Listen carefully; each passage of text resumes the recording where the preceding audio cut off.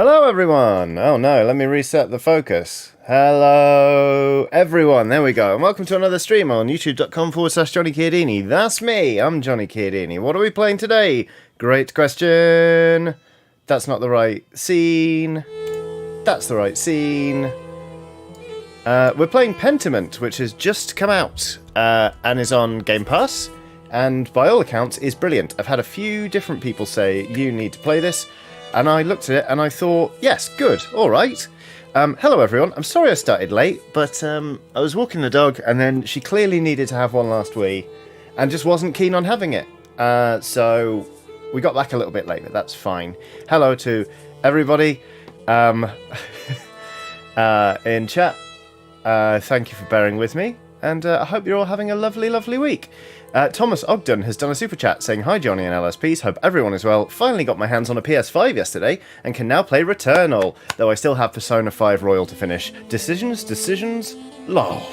I love Returnal, it's bloody great. Anyway, let's jump straight in, shall we? Let me know if the sound mix is alright. I can always turn the game up, if you so desire. A new game. Easy read fonts. Let's do easy read fonts then. Because as much as I would love to use the monastic script, I want you lot to be able to read it if this would be of use. Let's use the easy read fonts. Autosave fiature. Pentiment automatically saves your progress as you play the game. Got it. Casual reminder, my pronouns are they, them, not he, him. Oh.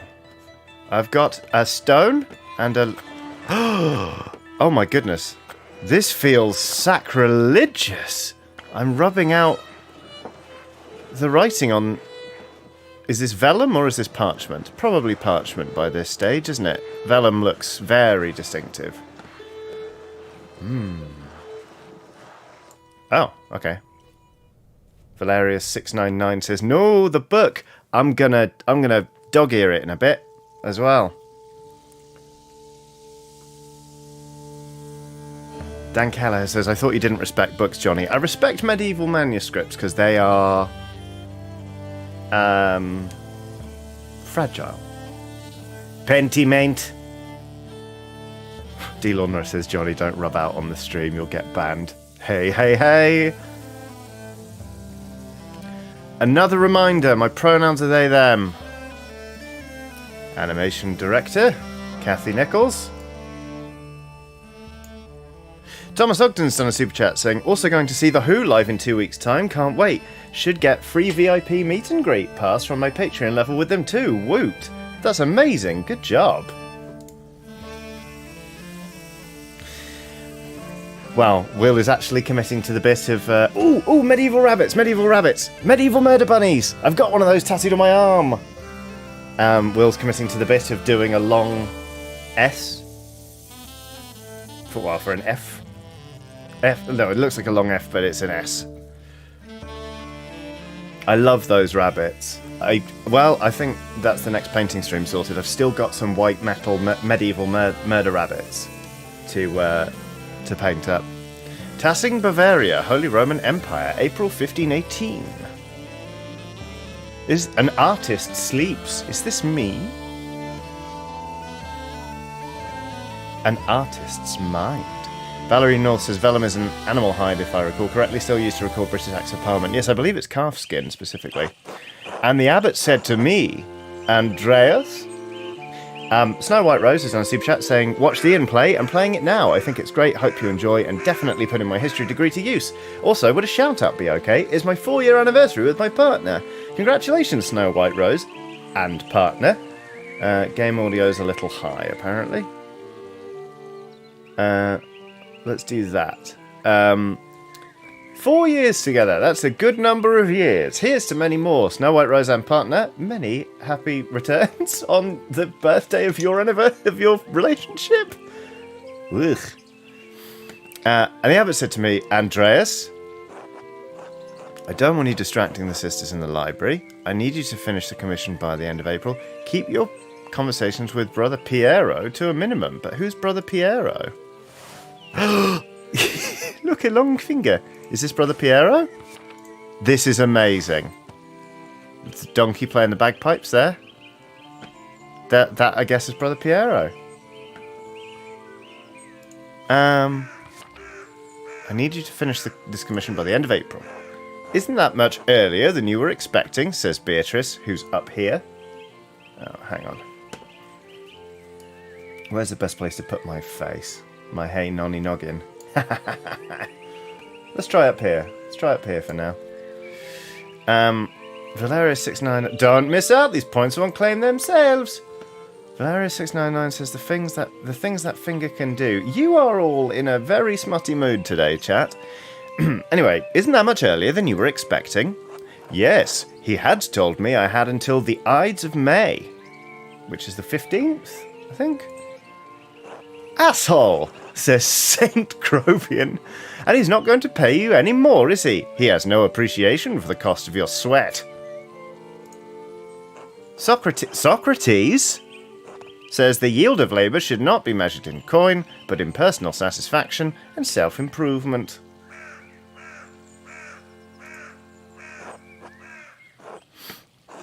St. Grobian says personal satisfaction doesn't put much food on the table, though, does it? Hehe. Lojo says, will the medieval murder rabbits be the new 2020 The Bear? Tune in and find out. No, they're amazing. Oh, actually, they are murdering monks in some of them. We'll see. We'll see. Anyway. Jack Wood says, Socrates schmocrates. And Reese says, I think this is a play. Oh, that would make sense, because this looks like a jester rather than a saint. And this does look like a set. Anyway. Prester John says, how did you reply to the Abbot, Andreas? I shrugged and kept on working. A good way to avoid conflict in the moment, but you know it will come back around. Very good point, Beatrice. Simply Dave MN has done a super chat saying... Been reflecting and just wanted to say I'm sorry to have been so aggressive with suggestions. Love all your content, which has been enough, and it has been bringing great comfort these last few years. Oh, thank you for the super chat, Simply Dave MN, and do not worry about it. I hope you are well. Right. St. Grobian says, who cares? It won't matter. The Abbot will keep complaining, and eventually it will get done. Hugh says, Socrates looks like Jim Broadbent. But Socrates says, and the doing of the work is its own virtue, regardless of what the Abbot may think.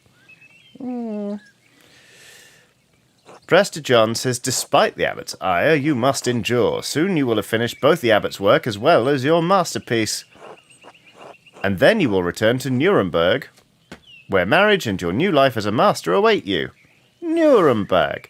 Free imperial city of the Holy Roman Empire, major trade centre, and city of arts, including printing. Meanwhile, down here is a lion vomiting a goat. This is a chameleon, and this is an unimpressed owl. And here again is our donkey playing some bagpipes. Titan Uranus has done a super chat saying, Vellum, I hardly know him. Very good. Oh, I'm excited to paint some little murder rabbits with you next week. Yes, marriage to someone he has never met. Hardly ideal, says Beatrice. The nice witch says, unimpressed owl, I would die for you. It is a nice owl, isn't it? Right. Transgamer Nerd has done a super chat saying, hi Johnny, two things. Job update, been at my new job over a month now, and the only thing I don't like is the commute, but I'm hybrid so it's tolerable. Great, that's very good news. Second thing, back in Feb you gave a birthday shout out to my ferret Ella for her 5th birthday. Today is the 5th birthday of my other fur noodle, Jack. Can I get another shout, please? Of course you can, Transgamer Nerd 27. Jack, you are a ferret. You are among the ranks of my favourite mustelids. You probably can't understand me, but I want you to know that you are 5 years old today and that you are great. Luna agrees. Luna's just screaming in the background. And the nice witch says it's an owl with Gonzo from the Muppets for a face. Right. Socrates says, well, the alternative is becoming a philosopher. Oh, Jesus. Then you should definitely get married. Oh, let's find out who Jesus is. Jesus. Oh, no? Okay. Andrea says, that's what my brother said in his letter, but maybe he's just trying to lift my spirits. The small portrait they sent was lovely, but we artists can be flatterers. Or, oh, who knows, that's not why I'm doing it anyway. Meh. It is growing late. The wheel of time stops for no man, Andreas. I fear you must leave us. Ah, true, your majesty. Will you visit us again soon? Well, I can't always dream of this place, your majesty. Of course, if you're not here tomorrow night, I pray you will be somewhere as pleasant. Captain Crimbo says Beatrice is quite brave hanging out on a clearly architecturally unsound balcony. Luna, please stop screaming. Grobian, please see Andreas safely home. Of course, your majesty. Nessie says the Wheel of Time, overrated in my opinion.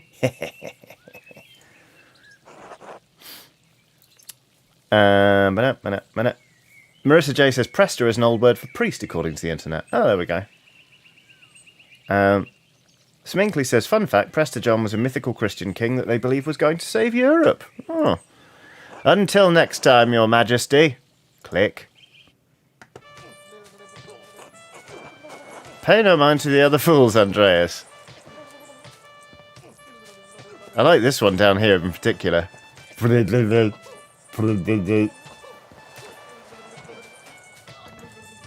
I never do.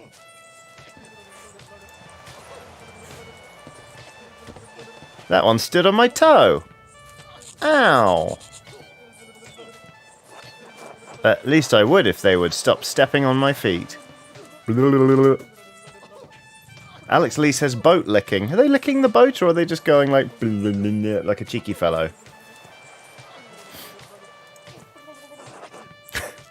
Max Smith 2013 says 16th century clown car. Hee, they're fools, Andreas. No point in trying to teach them anything. Oh, is this meant to be allegorical, like I'm on a ship of fools? I know old John wants you to endure the Abbot's shit, but since I take you home, I get the last word. Don't let them run you ragged, boy. I won't. The Abbot can't push me around. That's what I like to hear. Stop standing on my foot, you bastard! Look at my cheekbones. I could cut that guy's head off with them. Gah, says Andreas. Would you please would you please That one was on purpose. I give up. Take me home, Grobian. Hee, as you wish, Andreas. I would refuse to get in this taxi. I'm sorry. St. Grobian, 1-star rating, no tip.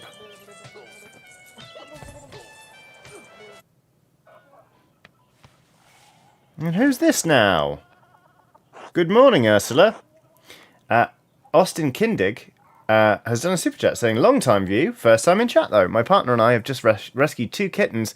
Name one Casimir and the other Zilla. So much love from our family to yours. Oh my god, what an honour. Please give Casimir and Zilla actually a scratch on the head for me. That's delightful. Thank you so much. And thank you for the long time view and for being in chat for the first time and super chatting. The nice switch says, wish jester was still a respectable profession. I mean, it still sort of exists, doesn't it? Anyway, good morning, Ursula.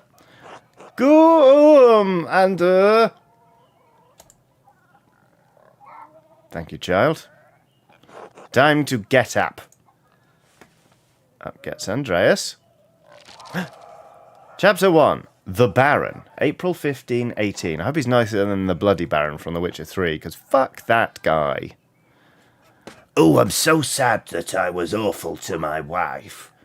Please have sympathy on me, because I'm sad about how I'm a bastard. Don't think I will. A few more pages. Prime, hour 6. Another day, another few pages for the Abbot, and hopefully a few for myself. I need to get across town and head up to the Abbey so I can start work at the Scriptorium. Maps. This is lovely. Kiesau Abbey. Okay. There's the Scriptorium. That's our goal. Tassing. Outer Tassing. Great. People. Brother Piero of Verona, artist of Chiosau Abbey, known for his kindness and helpful nature. Brother Piero is also respected as a master painter, specialising in works of extraordinary colour. Lovely. Let's have a look at things. The Picatrix, Key of Solomon, the Heptameron, Prior Ferenc keeps giving me all these books to read.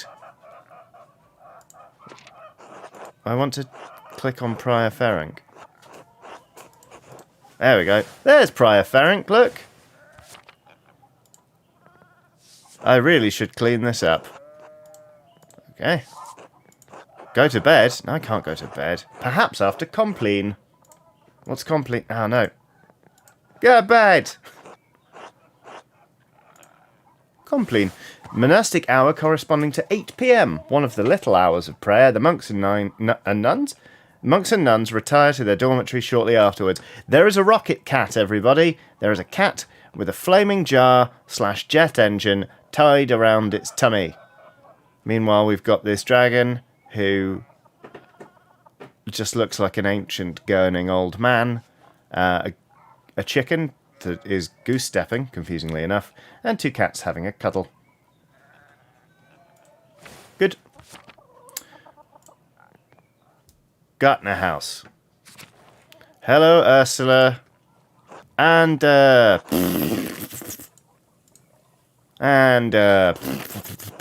alright. Fine. Hello, Clara. Good morning, Andreas. Did you sleep well?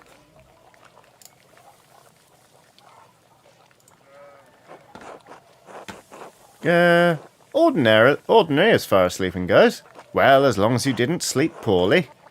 Anyway, I'll let you be off. I know you'll be off to the Abbey, so I packed you some food. Almonds, cheese, and some of the rye you like from the Albans. Delicious. Otto wanted me to ask you to join him for dinner at the Abbey. Who's Otto?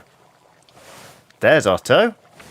Wait, hang on a minute. There's also a duck. And a creepy man that lives in a shell. This is a cat dropping onto a dog from the top turnbuckle and busting its spine. And here is a rabbit having a honk on a bugle, or possibly smoking a massive pipe. Talking of things having a honk on things, Georgia Colvin, has done a super sticker. This super sticker, perhaps it doth belong in a manuscript, for it is very strange. A piece of fruit. A pear, one of the bounty of fruits that God in his infinite wisdom gave us, appears in this moving illustration, but it has arms and legs, as if it has taken on a personage. How droll.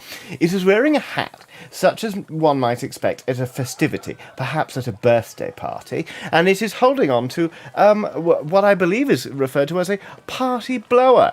It is sort of a paper contrivance with a small musical implement, so it will go foot and unwind itself. It seems to be having a wonderful time doing this, and is doing a sort of strange jig. How droll! Megan M, meanwhile, perhaps picking up on a theme here, has brought in another fine moving illustration. It is a lemon person, but they also have a child who appears to be a lime. And now they both have trumpets, and they are marching along, going poot-a-toot, toot-a-poot, toot-toot. How joyous.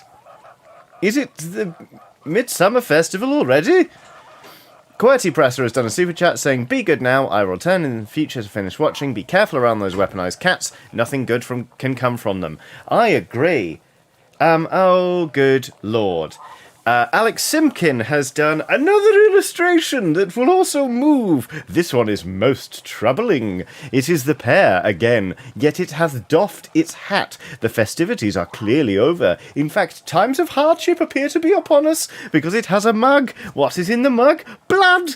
Blood, blood, blood. It's a mug full of a red viscous liquid that it keeps thrusting at the screen. Neko the Kitty says, "Does your partner enjoy your many voices as much as we do?" I don't think so. I think they just said it's weird. I mean, they're just trying to go about their day right now. They're getting ready to go out and see a friend. And I'm in here doing this. Audibly. So, thank you for asking, Neko the kitty. I think that's a no. They say it's kind of endearing. Manuel Riveros has done a super chat saying, yesterday was my birthday and I've been gifted this great stream. Here's a small token of gratitude for all the fun times. Happy birthday for yesterday, Manuel Riveros. I hope you had a lovely bloody time and I hope you're having a lovely time today.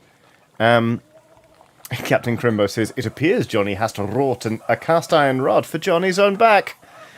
Otto stopped by? Oh yes, that's Otto. Otto stopped by? Says Eva. Yes, around dawn. Methinks Eva might be interested in Otto.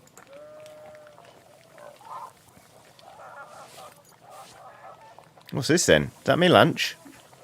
Is that my rye bread and almonds and the third thing? Here you are, Andreas.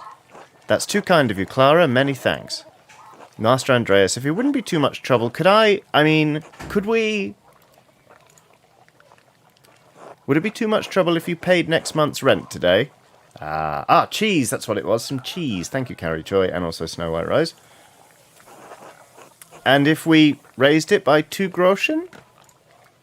I hate to ask, but we're behind on our taxes to the Abbey. 2 months behind. Ooh. Peter's losing his hair over it. Even more than usual, I mean. Brrr. Of course, it's no problem at all. Oh, I'm not sure how. I'm not sure how to respond to this. Rent wasn't due until the beginning of May. Be generous, Oh, this is fun, look! Be generous, Andreas. You can spare the money and it will ease their burden. You must take the consequences of inaction into account. What is this shit? Don't they pay taxes every year? Why is this falling on you to fix? We're going to be generous. We're going to be kind. On the other hand, she might think she can keep asking me for advances on rent. Who's Peter? Peter! Oh, there's Peter. Next to 3 cats in a conga line.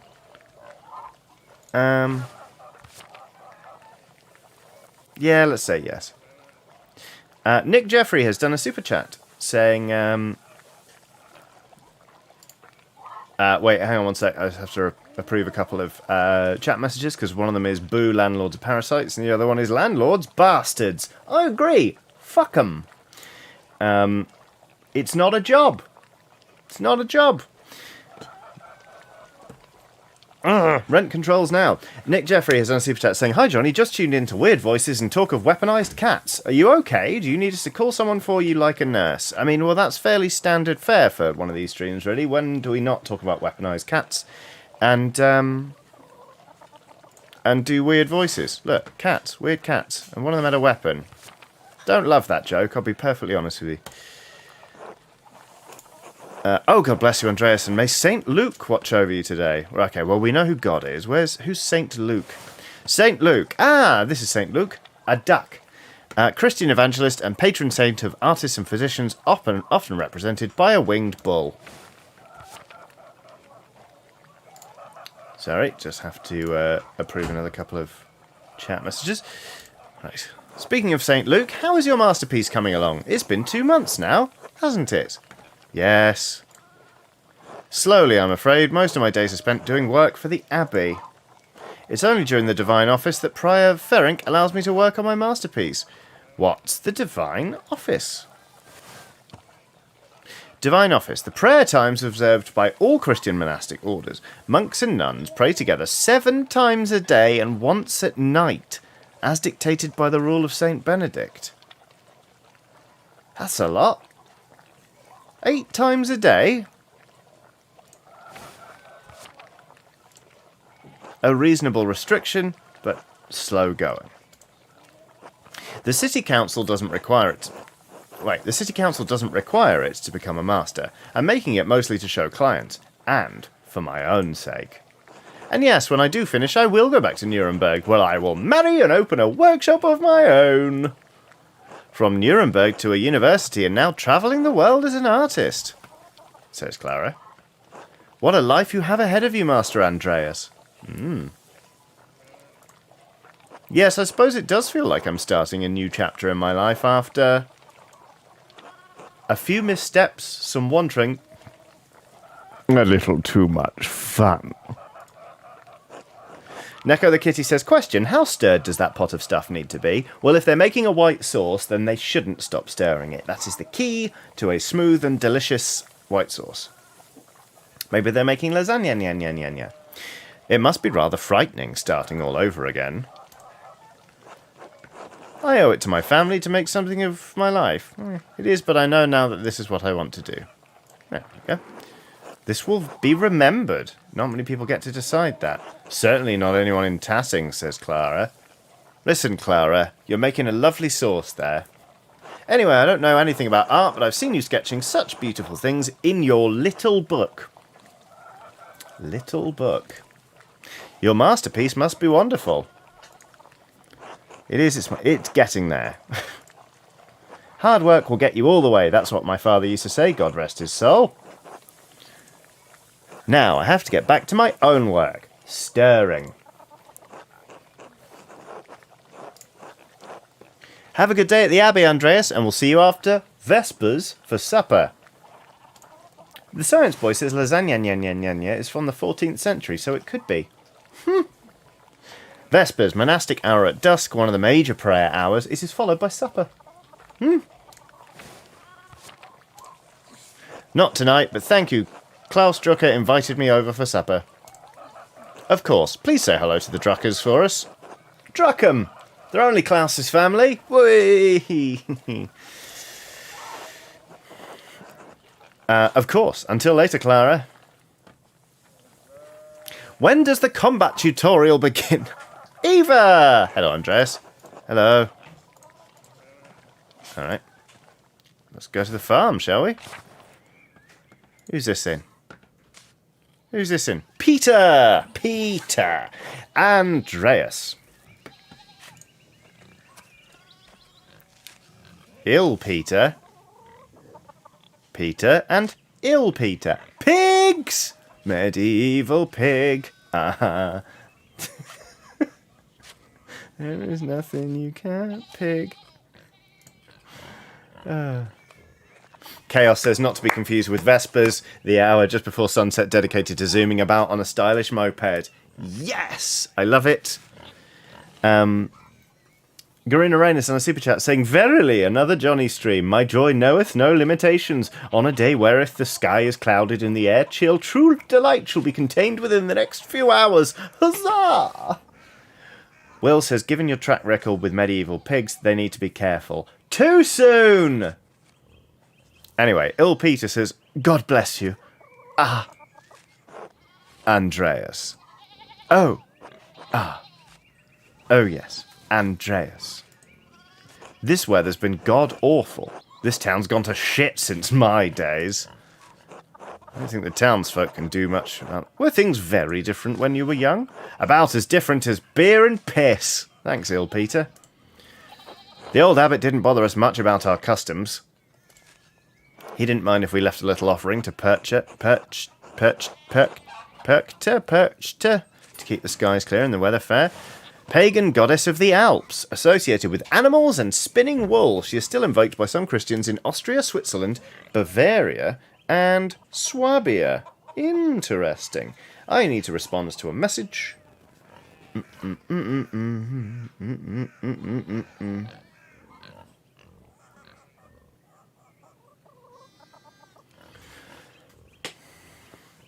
One sec, I'm going to put a jumper on. I'm a little bit cold.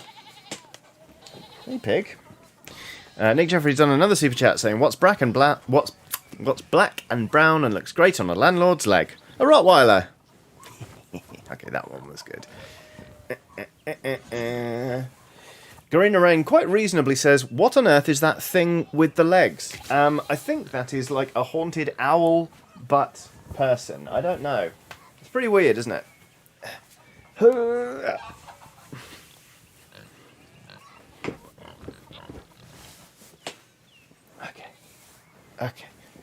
Okay, here we go. All right. Matthias knew that Christ was in our hearts, even if the white lady's name was on our lips. The Nice Switch says, they're all pictures of friends. I agree. I thought St. Moritz protected Tassing. No, I'm going to ask, do you think the spirits have been fouling the weather since no one follows the customs anymore? Ha! Sharper than you look, eh? Yeah, look at my cheekbones. I'm serious. Emma Benton says, ooh, I like the colour of your hoodie, Johnny. Thank you.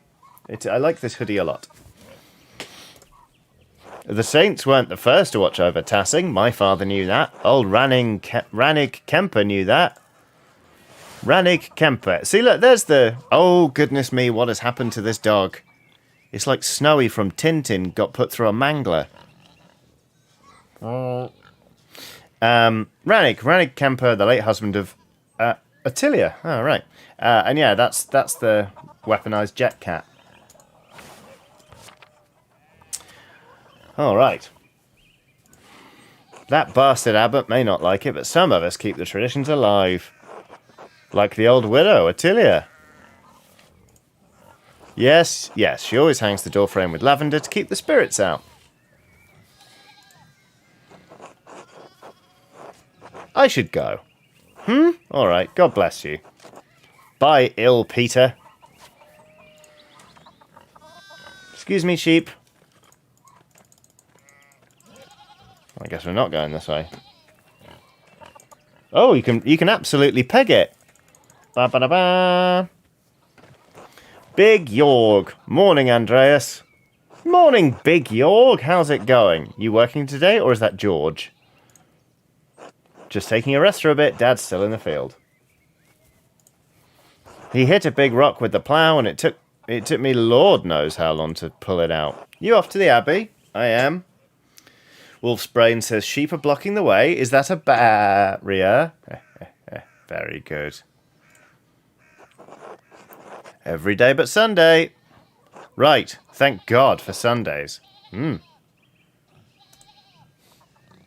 Smells like a storm's coming, no?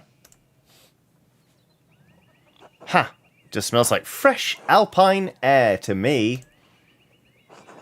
You've been travelling too much. Jonah Arndt has done a super chat saying, sneaking a quick view during work. Love this game so far and having a blast with the different attribute options and combos. I am excited to discover those things.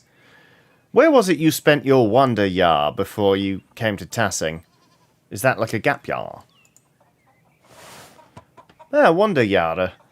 Wandering years during which a journeyman artist or craftsman travels far and wide to improve their skills. Can you imagine doing that now? Like,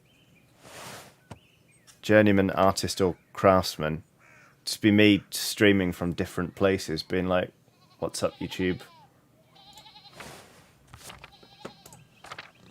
Aha! Pick a background that will affect your character's choices going forward. Press and hold to confirm your choice. Basel. Andreas knows some Italian and French and can reference cultural touchstones from Basel and nearby Bern, Zurich and Freiburg. Flanders. Hi diddly ho. Neighbourino. Andreas knows some Dutch and French and can reference cultural touchstones from Antwerp, Bruges and Ghent. Italy. Andreas knows Italian, a little Greek, and can reference cultural touchstones from Florence, Venice and Milan. Well, on my father's side, my family came from near Milan, so Milan. Well, Italy. Italy. Florence for a while, but Venice and Milan as well. One of the most powerful republics on the Italian peninsula, sitting on the northwest coast of the Adriatic Sea, Venice is a major centre for commerce and art in southern Europe. And baby, if you like a canal, you're in for a treat. Italy, no wonder your senses are dull. You've been down there too long.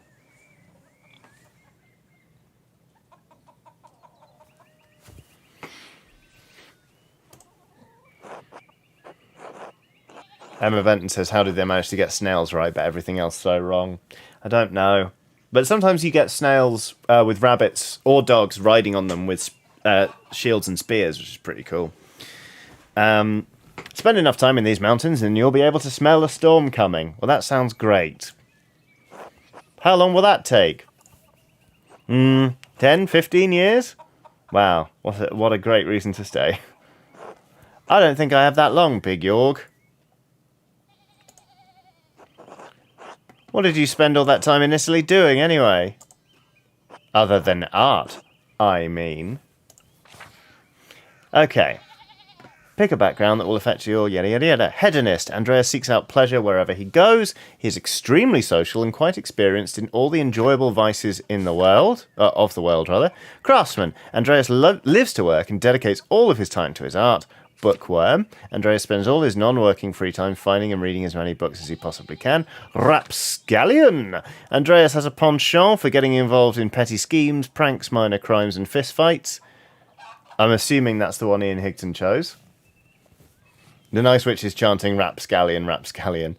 Businessman. Andreas devotes much of his time to self-promotion, optimizing business expenses, making investments, and balancing his books. Fuck that.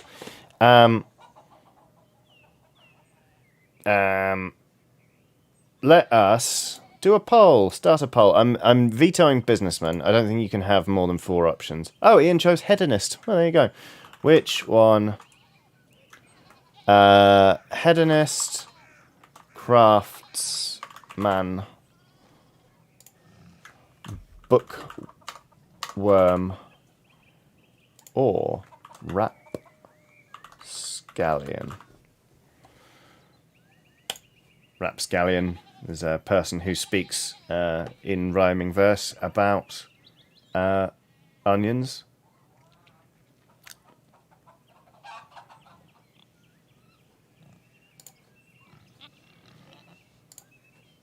%, saying bookworm so far. Is this how you see me? So, just to remind you, Nice Witch says, nice one, Johnny. Thanks, the Nice Witch. Hedonist, seeks out pleasure, is sociable and experienced in all the enjoyable vices. Craftsman, lives to work, dedicates all his time to his art. Bookworm, spends his time finding and reading as many books as he possibly can. Or Rapscallion, has a penchant for getting involved in petty schemes, pranks, minor crimes, and fistfights.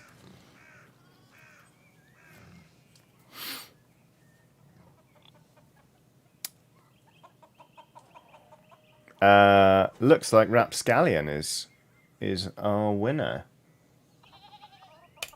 End poll. Rapscallion. Getting into trouble. We got involved in a scheme or two. A bit of mischief. More than a few brawls. Street fighting is sort of a pastime on the Italian peninsula. Just a little fun, really. Etopirinka says, hey there, Johnny. Love your jumper. What's the game? This is Pentiment. It is a medieval adventure game. Sounds like a strange way to pass the time, Andreas. Alright, Big York. Anyway, I have to get going. York, let's go, says Peter. Dad's already acting like I'm talking too long, even though I did all the work to get that rock out. See you later, Andreas. Until later. Casilda says, I love casual fighting in an era. Before antibiotics. Apt and very funny. Right, here we go. My name's Rapscallion, and I'm here to say, I think about onions all the livelong day. You can chop them up and put them in food. I suggest you do, because they taste real good. All right.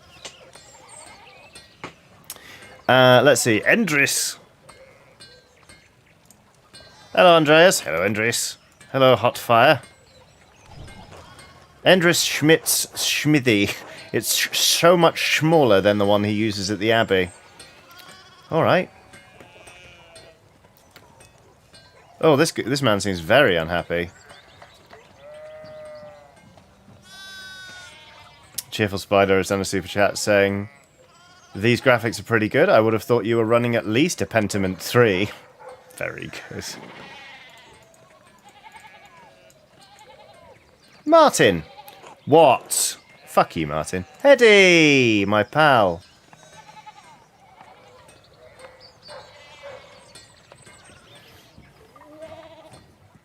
Oh. Simply Dave MN says I prefer rhythm and blues scallions. Martin, please, can you give me a hand here? What do you want? I'm keeping an eye on them. Martin, you're a little shit. That looks a lot like standing there and doing nothing. Martin, for Christ's sake, help your cousin.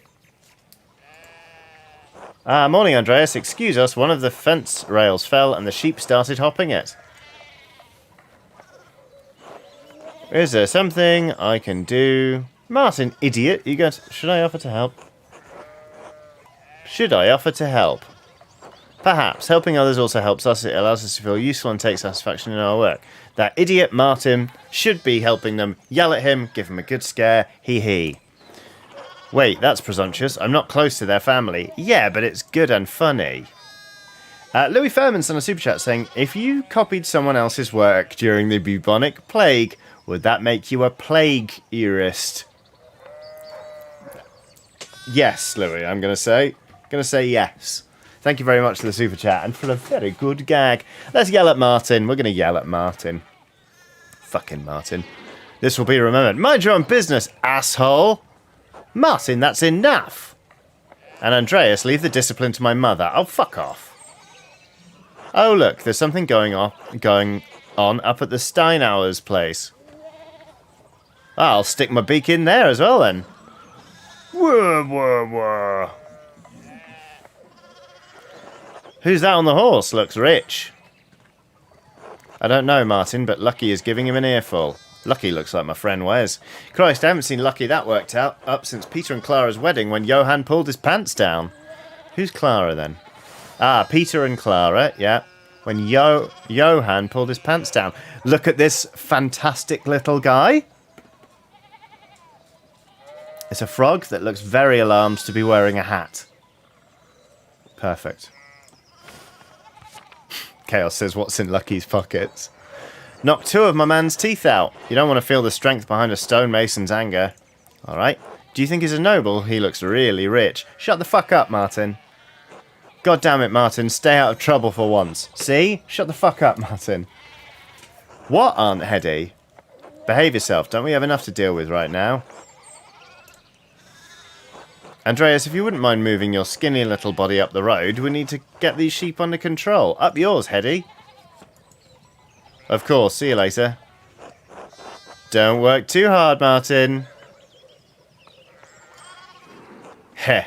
Oh no, I helped him. Damn it. How do we... Can we not go help Lucky? I don't think we can. Fine.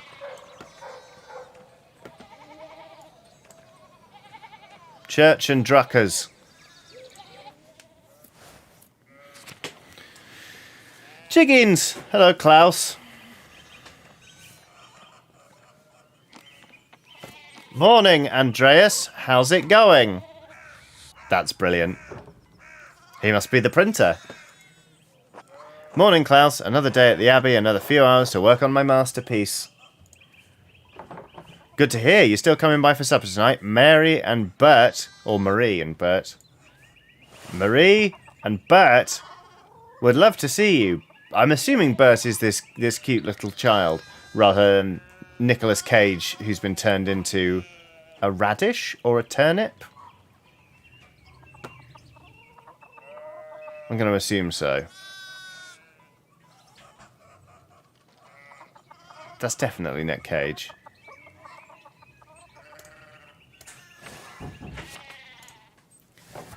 You really need to see these new woodcuts I have for an Italian edition of Till Eulenspiegel. Till Eulenspiegel. Oh no! The titular character of a popular 15th century book, Till is a prankster, continually exposing the vices and hypocrisy of others. He's also quite skilled at tricking people into smelling, touching, or eating his excrement.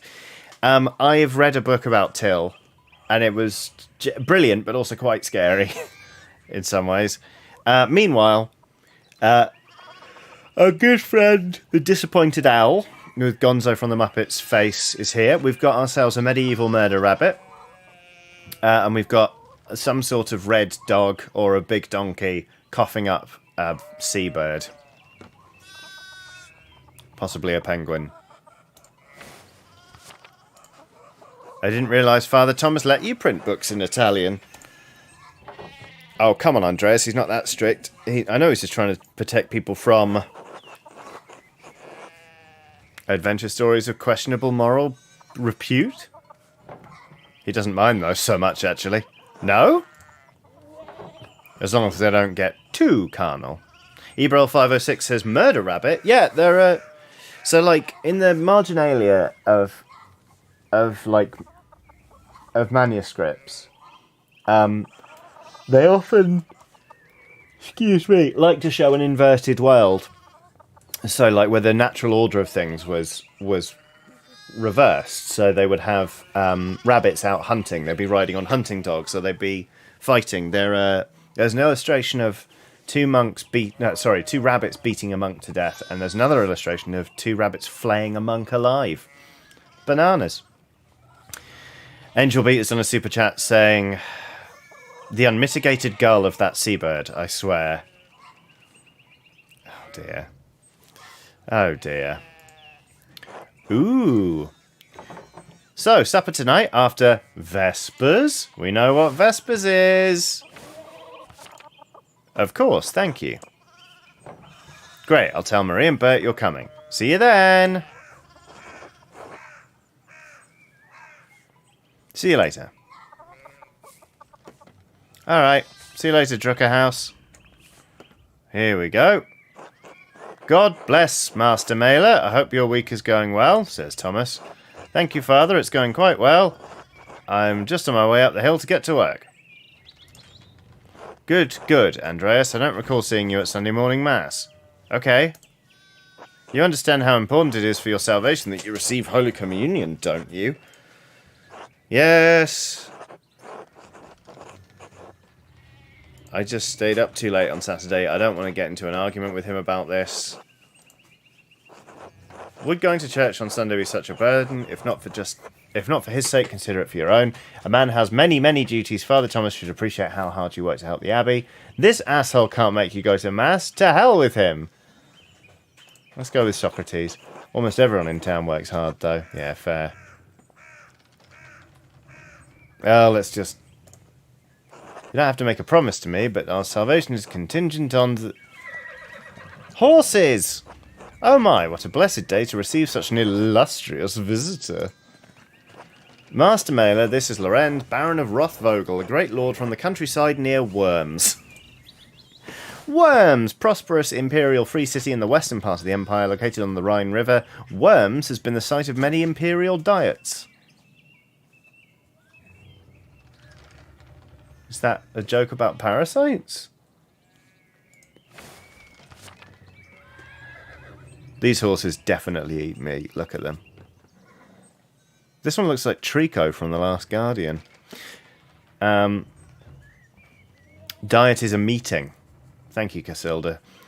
CookieCat94 has done a super chat saying, did you know the first comic strip known to man was created by King John of England in 1215? It was called the Manga Carta.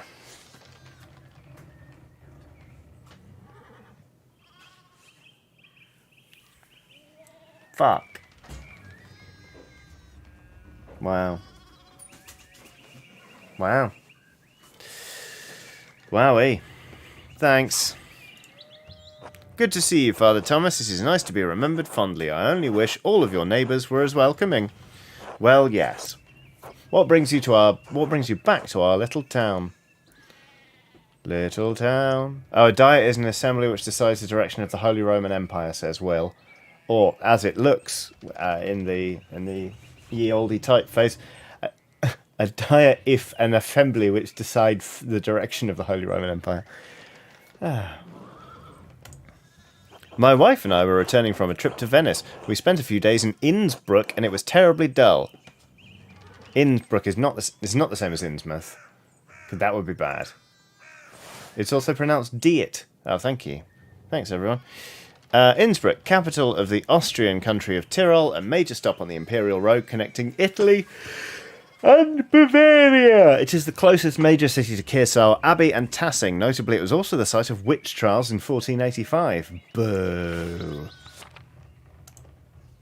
I mean, it has a certain charm common to these Alpine cities, but the place was crawling with nobles for the Emperor's Diet. Diet. An imperial diet is an assembly of the 3 colleges of the imperial estates of the Holy Roman Empire, the prince-electors, the princes and dukes, and representatives of the imperial cities. They meet to deliberate on matters of importance to the empire. The emperor, was he there? Did you see him? Oh, briefly, but he was sitting for a portrait at the time. Quite lovely. I didn't want to bother him or the painter. How was Venice, my lord? I lived there only a few years ago. Oh, fascinating. Well, the city's Jews now live in their own quarter in the north. Yikes. The city's artist is still producing wonderful work. Titian in particular is a god. No offence, father. Of course.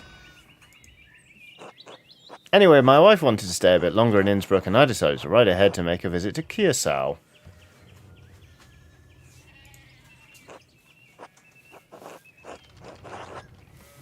I heard Father Matthias died shortly after my last visit, of course. Abbot of Chiosau before Father Gurno, widely respected by the monks and nuns as well as the people of Tassing, known for his kindness and his love of books. A great loss for the Abbey and for us all. Indeed, by good fortune, I recently came across a copy of the Historia Tassii he was reading during my last visit. An account of the early history of Tassing. Chiosau's previous abbot, Father Matthias, had a copy. Baron Rothvogel brought another to the Abbey as a gift.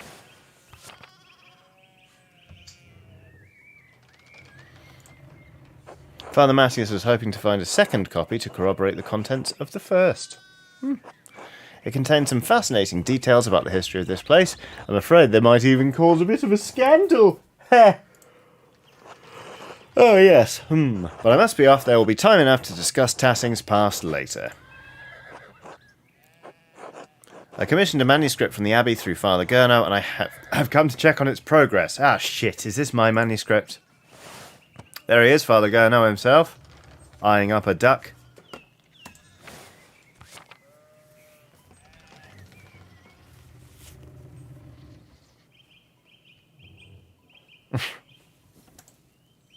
Oh, my lord, if you have come to see your manuscript, you should speak with young Master Mailer here. Not quite a true master yet. I'll still have to marry and be approved by our city council. Andreas is a journeyman artist from Nuremberg. For the next few months, he's also helping in the Abbey Scriptorium. A Nuremberger artist working in an Abbey Scriptorium. Gone, underline Scriptorium. I didn't click it before. In 1518? Oh, we should talk, Andreas. I must know the story. A room for writing, illustrating, and illuminating manuscripts. Though typically associated with monasteries, they have disappeared from almost all abbeys from by the 16th century. All right. Of course, my lord. It would be an honour.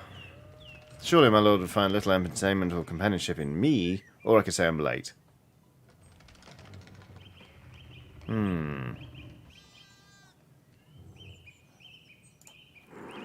I have yet to judge the quality of your entertainment, although it sounds like we're off to a bad start. Fuck you, Lorenz. I was being modest. Thank you for the introduction, Father Thomas. Wow.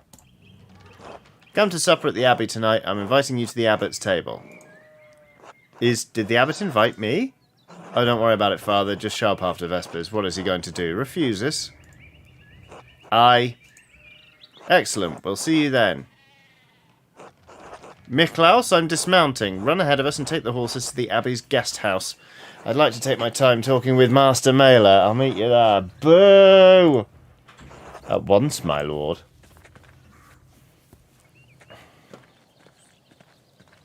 So then, a journeyman from Nuremberg. Forgive me for saying so, but you seem a little old to not yet be a master. Are you unmarried? No, I'm not married, but in truth I came to my vocation later than my father and brothers. I was in university for a number of years at Erfurt. Erfurt is one of the most populous cities in the empire and is located near its heart. It has been home to a respected university since 1379 and is a centre for humanist thought.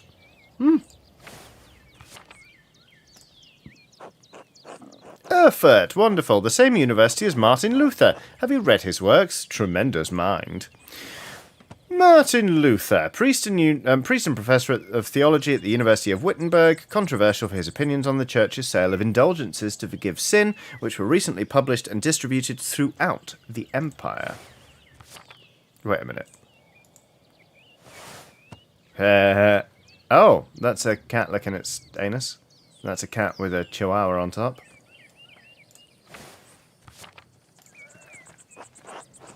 He says things about the church that should have been said years ago. Might get him into trouble, but he's a brave, brilliant man.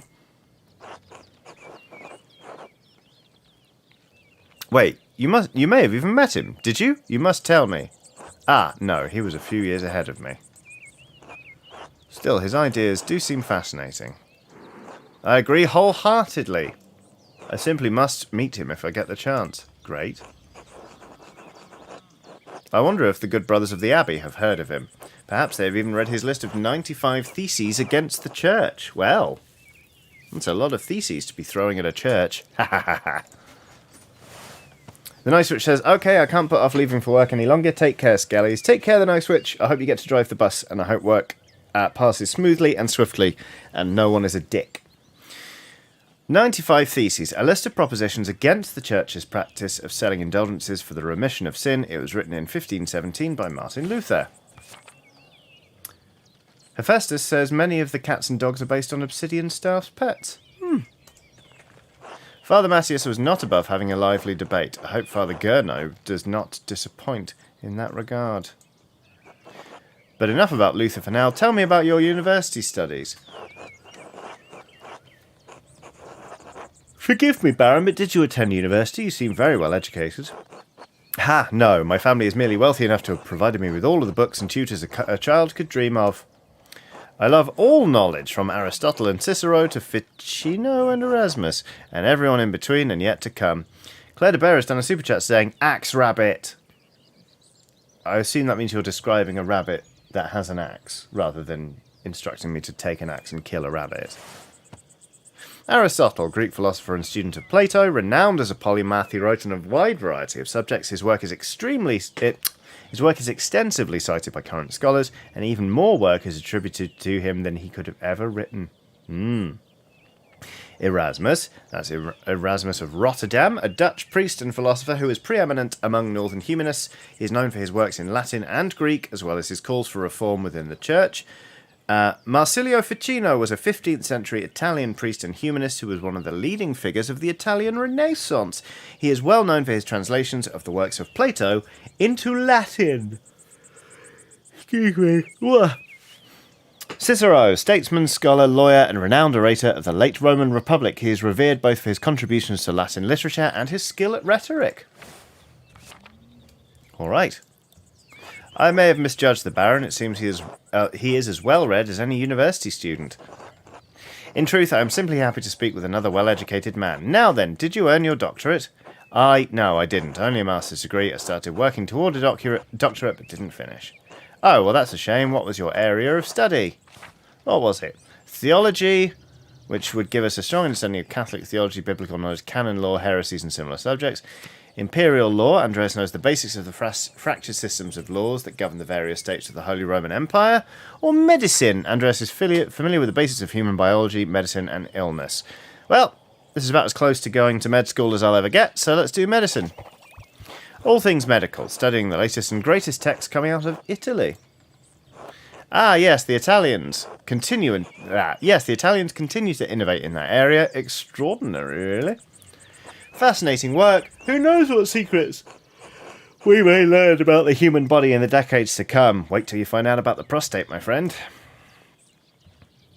Oh, hello. Ottilia, you. If I had any faith, I would have prayed. You never show your face here again. Uh-oh. Nick Jeffrey has done a super chat saying, I want to do a 5e one-shot versus a hirsute necrotic zombie wizard in his undersea cave.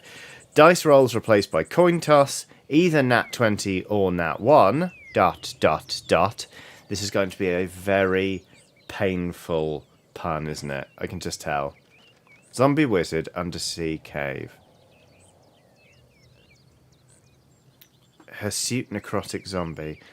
So maybe it's a 30,000 Leagues Under the Sea joke? Or Orthogonalist says, will we ever find out if pee is stored in the balls or not?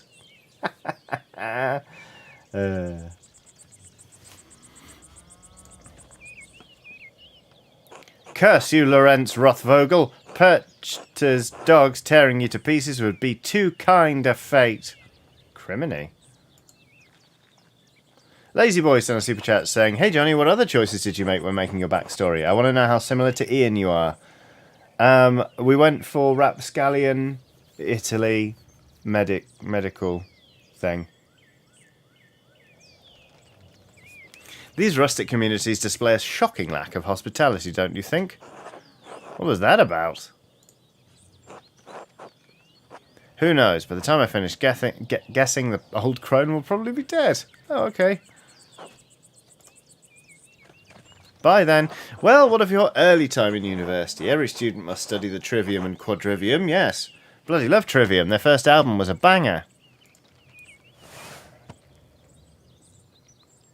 Ah, Nick Jeffrey has dropped the super chat joke. Want to do a 5e one-shot with a hirsute necrotic zombie wizard in his undersea cave. Dice rolls replaced by coin toss, either nat 20 or nat 1. Called Hairy Rotter and the Chamber of Sea Crits.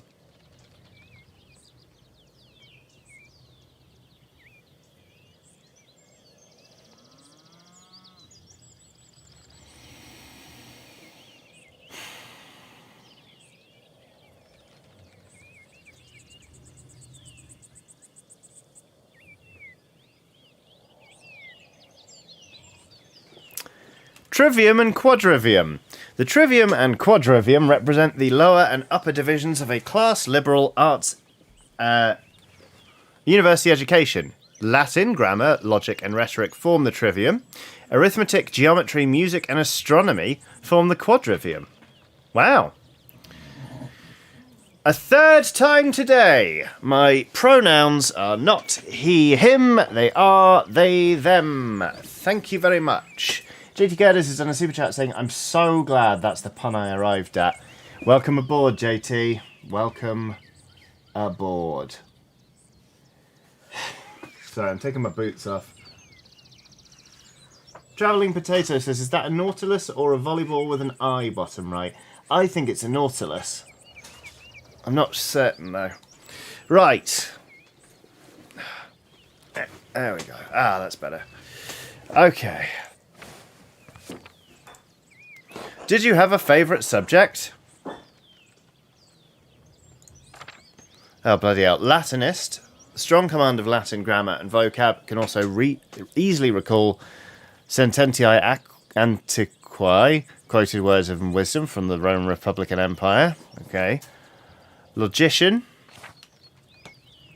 Andreas instinctively thinks through the implications of information as he receives it, is adept at spatial analysis, and can easily perform complicated calculations in his head.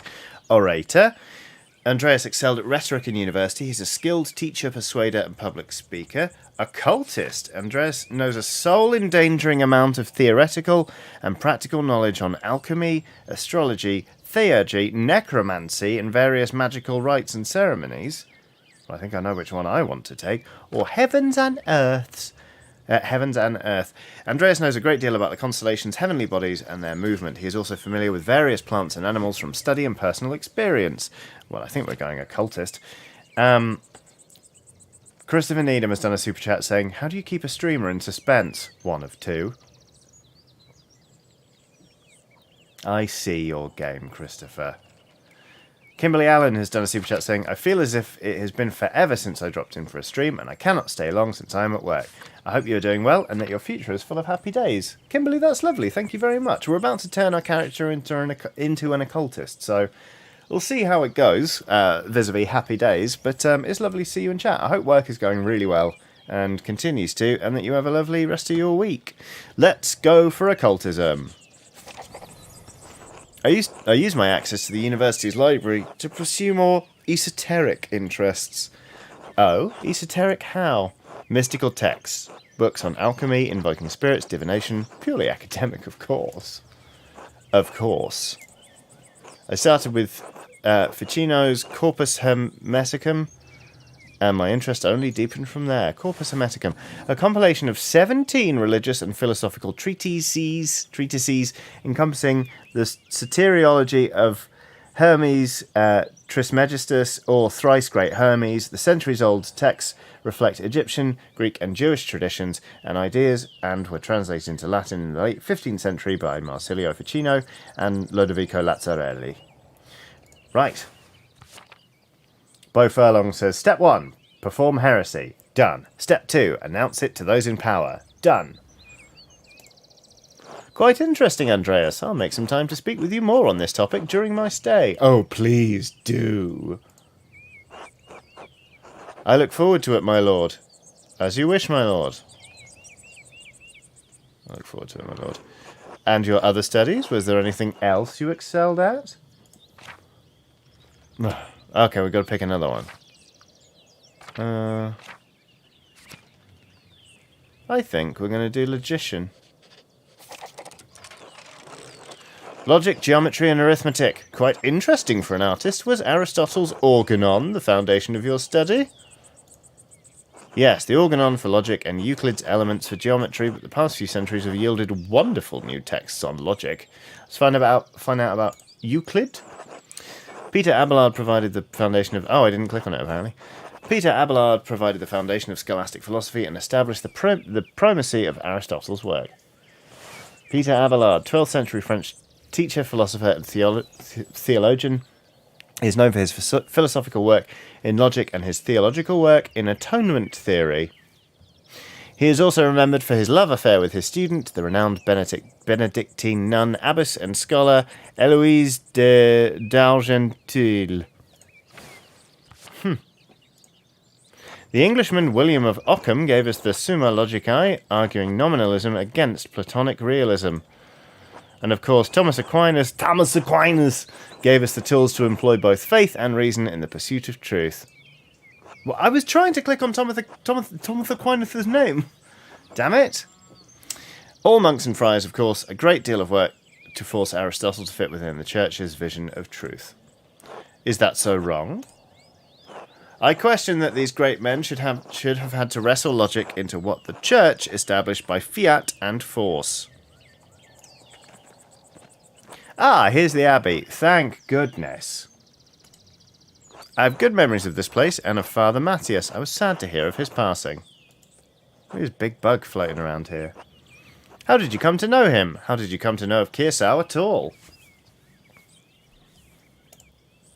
My family have been patrons of Kearsau for I don't know how many generations. Some years ago I heard that Kearsau still had a wonderful library and artisans. Professional artists have taken over most manuscript production, so I was shocked to find an active scriptorium here. Well, there's not much left of it these days. 2 old men, a young scribe and me. This is as good a place as any to create art, or the artists that remain here are quite talented, if a bit old-fashioned. Let's just be candid. Ah, well, perhaps it is nostalgia that brings me back here. I commissioned a manuscript through Father Gernot a year ago. I thought I would stop by and check on the progress. Wait, are you the artist working on it? It's a prayer book with 20 illustrations. I know the work, but no, I do know the artist well, the venerable Brother Piero. D. Lawnrow says Kearsau is also renowned for its vibrant blue mixer used to add colour to many cocktails. Mwah! Very good. How venerable. He still has his wits and his skills, if that's what concerns you. Brother Piero has an incredible talent with colour. Then I very much look forward to seeing it.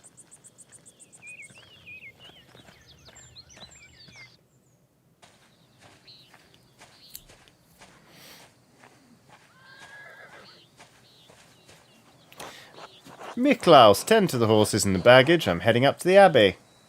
Yes, my lord.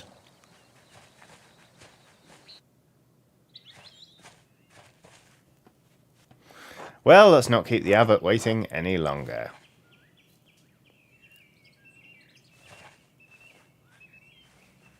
Alright, bye, nuns. Nuns. Quite unusual for a Benedictine house to have monks and nuns, even if they are separated. The church closed most of them centuries ago. But then, Kearsau is a place out of time in more ways than one. Neko the kitty says, "Hey, Abbot! I hate that guy." "Do you know Mother Cecilia? She seemed to recognise you." "We were acquainted, yes. Let's leave it at that." Uh-oh.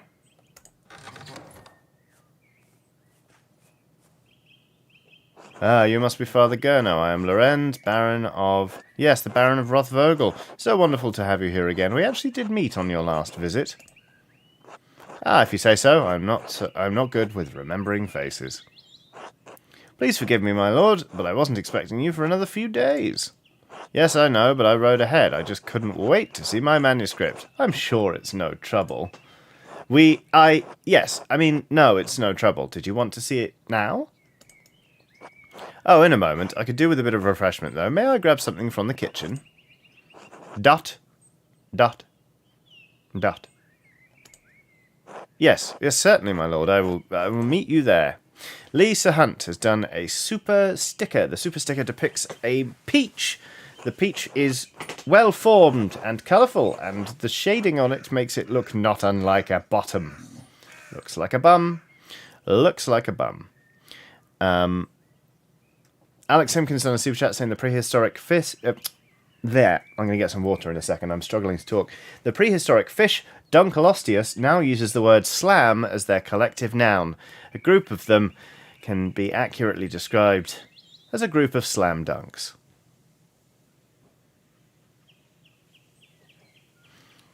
Thank you for that, Alex. Super chats help keep this channel afloat, so I should be grateful.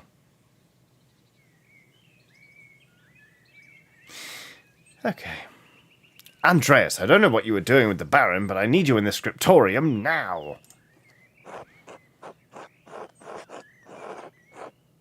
Is this a bad time to ask for my advance on my payment of the Book of Hours? Book of Hours, a type of illuminated manuscript that contains an abbreviated form of the prayers for the Divine Office in addition to other religious texts. Most are relatively plain, but wealthy patrons often commission lavish examples with elaborate illustrations. Titan Uranus has done a super chat saying, I think the V in Rothvogel is said as F. Rothvogel. Rothvogel. Rothvogel. Alright. Octo-chan says, ooh, did the intro show someone erasing his manuscript? Oh god, I hope not.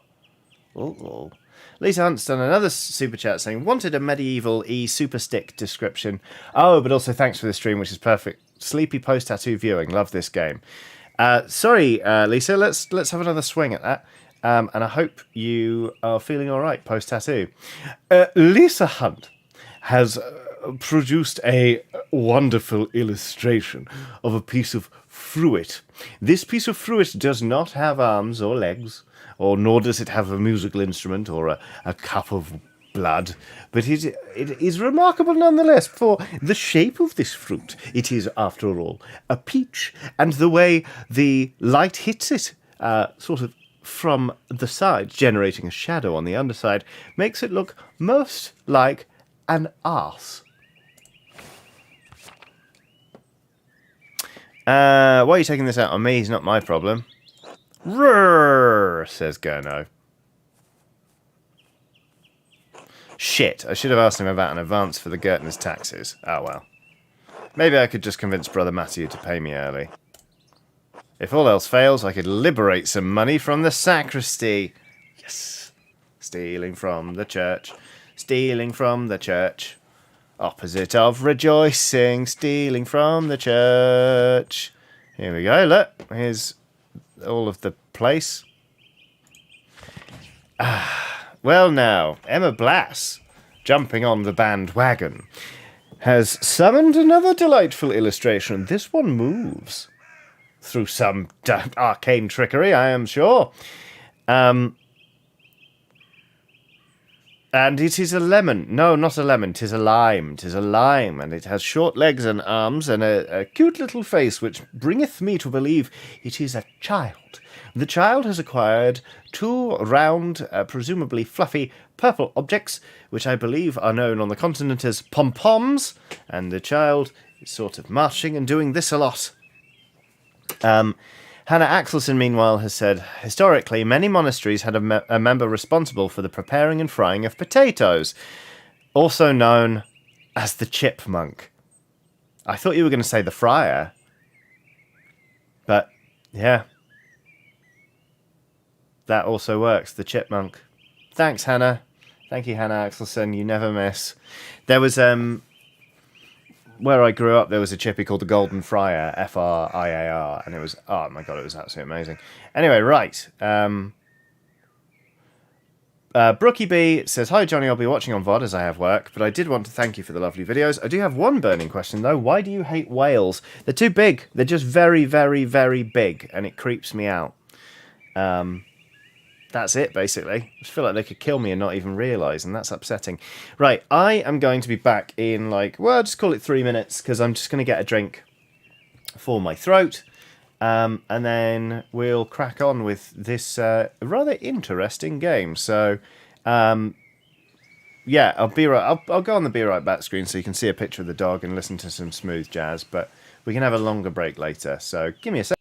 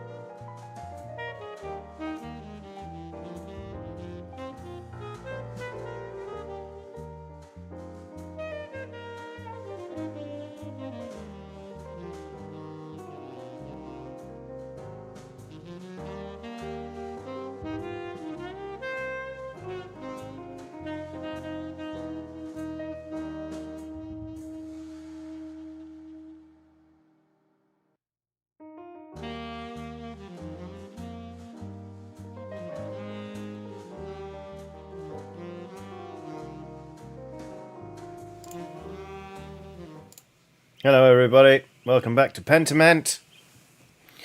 Pentiment, the Pentiment, Pentimentimente, Pentiment, Church, Shrine, Lower Abbey. So look at the maps then.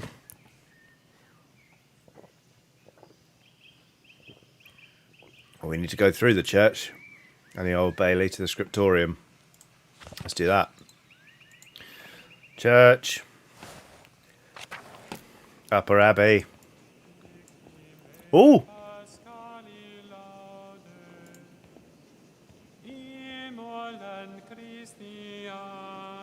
Oh god, I love the Halo theme.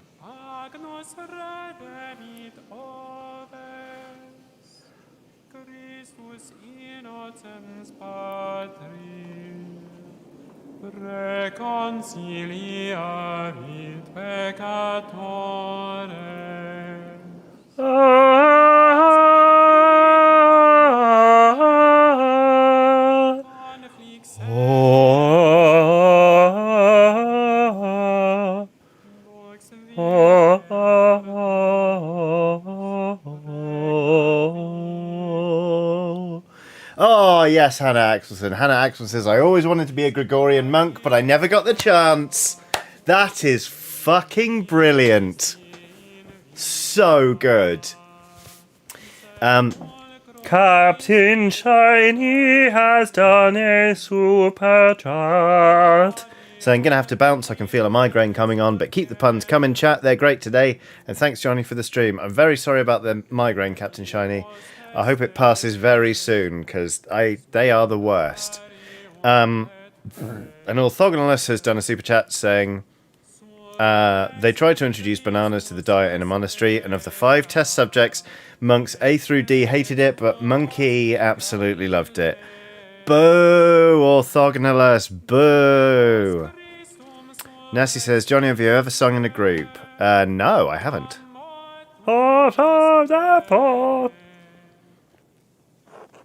God bless you, Andreas, says Rudiger. Titan Uranus says, Googling Pentimento. Maybe he is writing palimpsest. The Protest the Hero album? I hope so. Has your voice yet recovered from Easter Mass, Rudiger? He was just singing beautifully, yes. Oh yes, it was a bit of a strain, but a worthy sacrifice.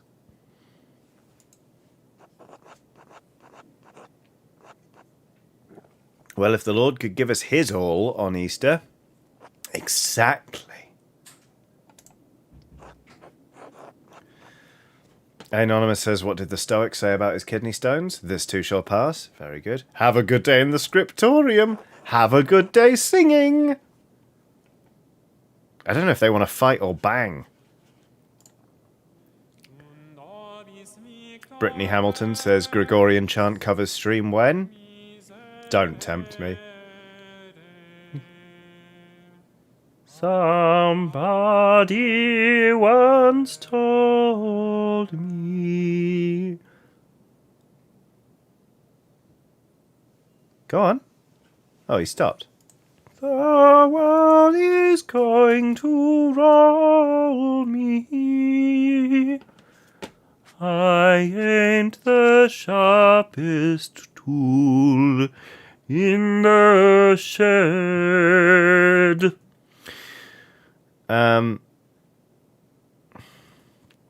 Sam Walker says, I just got here. What's all this about Gregorian monks wanting to bang? Just Gregorian monk stuff, you know. Which way should we go? Crypt, tower, cloister. Well, which? Crypt, tower, cloister. Well, let's go cloister, I guess. Ed 2003 WRX says Smash Monk.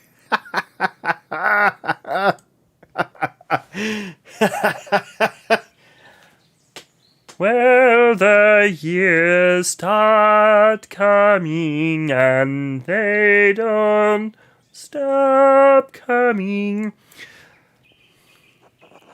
God give you health, Master Mailer, says Sabat. Brother Sabat, I'm surprised to see you still here. As am I, but I will be leaving soon, returning to Rome. I and my bishop regret that we could not reciprocate Father Rodolph's generosity earlier. He showed me much kindness to our priest at the Council of Constance many, many years ago. D. Lawnrow says, veering a bit into Kermit there, Johnny. Yeah, I agree. Colin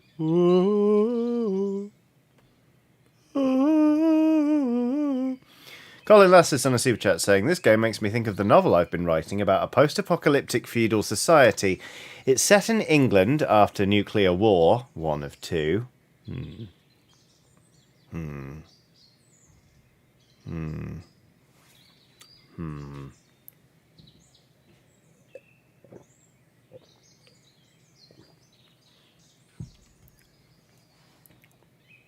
Why are there so many songs about rainbows?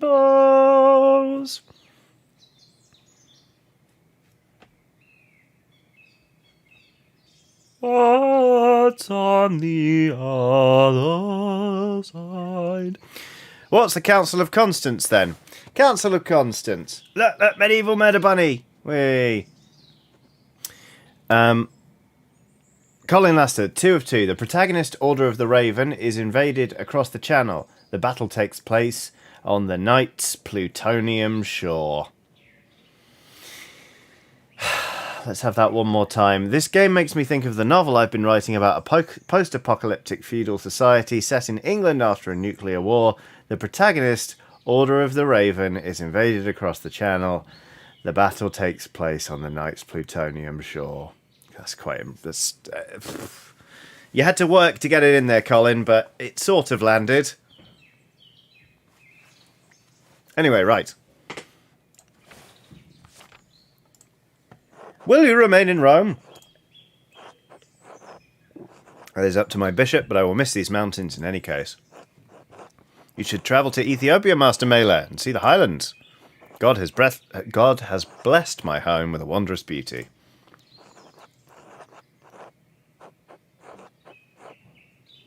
Emma Blass has built that pun by hand, one brick at a time. Oh, the night's Plutonian shore. I would love to someday. I still need to return to Nuremberg and open my workshop. Yes, someday. Until then, if you're over in Rome, I may still be around. Oh, let's find out what Rome is.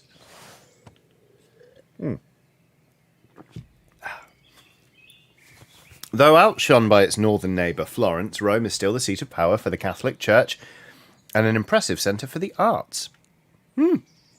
Wow, talking of impressive things, James Malcolmson has done a massive super chat. Thank you very much, James. That is incredibly generous. James says, always wanted to play laser tag in a church. You wouldn't need guns. You can just run around pointing and going pew, pew, pew. I take it back, James. I'm not grateful. No, it's a lovely super chat and very generous of you. Thank you very much. God damn it. Reese says, James, that one got me, holy moly. There you go. Someone liked it. I've only made it as far south as Florence, but I'd like to see Rome. By the way, if you have some time in the next few days, it would be nice to share a meal with you and some of the townsfolk. Everyone wants to have dinner with me. Also, I only just realised that these bits around Sevat's head are part of this screen, and it doesn't have cute bunches. The townsfolk. I am accustomed to strange looks, especially in rural places like these, but I have had kind words with the baker and his wife. Ah, yes, the Albans, Ulrich and Gret. There he is, Lars Ulrich. Oh, Gret looks very nice. I offered to tell a story to the children and their mothers over a meal someday. Gret seemed excited about the idea, but I would be more comfortable if you were there as well. I can certainly make time. Do you not eat here with the brothers? Yes, but I am a guest and I am not bound by the rule as they are. Father Gernot kindly allows me to come and go as I need to. Then I will make time for you in the next few days. I do not know what work the Abbot has in store for me, but I may be able to spare some time. If you are unable to, it is no trouble. God give you health, Andreas. Phew. All right.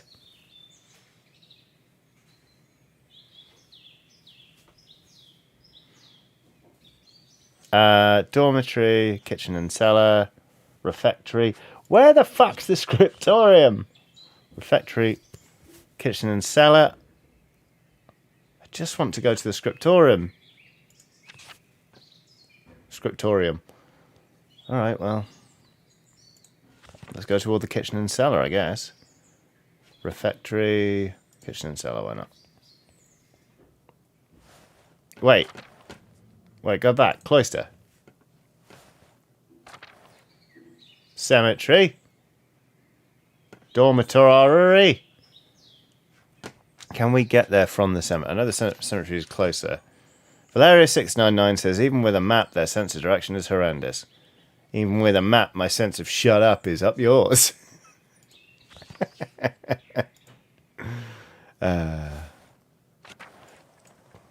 Going through the churchyard and we're looking at apple trees. Oh, do we want to go to the Old Bailey? Oh, Christ.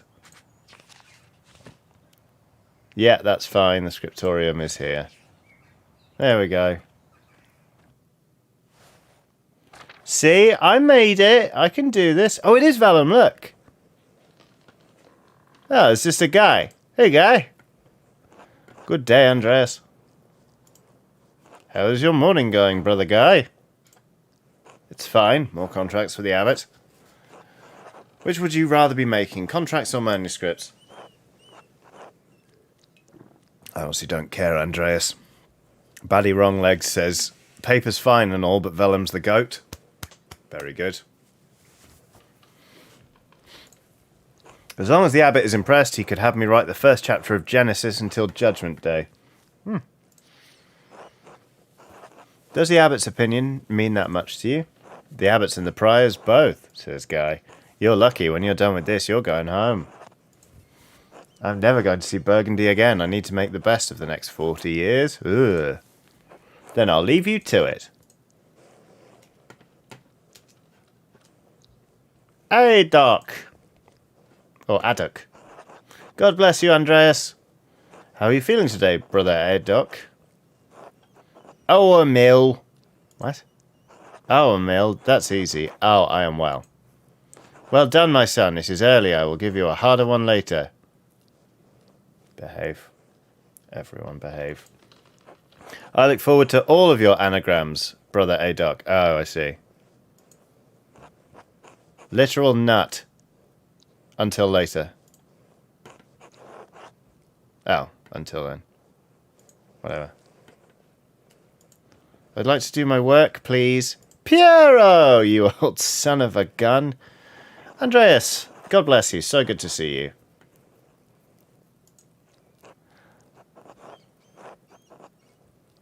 Good morning, brother Piero. Good to see you as well. I don't like this weather. My bones ache. It means a storm is coming. Everyone's got a fucking esoteric way of finding out when a storm's coming. My bones ache. My nose smells like a storm. Big Your Gertner says that if you live here 10 or 15 years, you can smell storms coming. Brother Adoc has been here long enough that we can always smell him coming. Do not forget, Brother Guy, the fate of the youths who jeered the aged prophet Elisha outside of Bethel. Are you comparing yourself to a prophet, Brother Adoc? I'm comparing you to an impudent youth whom the Lord, in his ineffable wisdom, may choose to strike down. Brother Guy, please show more respect to Brother Adoc. You're being mean-spirited. Calm yourself, Brother Adoc. You're too sensitive to Guy's jokes. Or say nothing. I'm going to stay out of this shit. Well, everyone seems quite lively. I suppose that means Prior Ferenc is not overseeing us today. He was here, but then he heard Lorenz Rothfogel had arrived, and he hurried out like a little mouse. Oh, look at the Duke. There he is. Look, there's Lorenz. There's Nicolas Cage as a turnip again.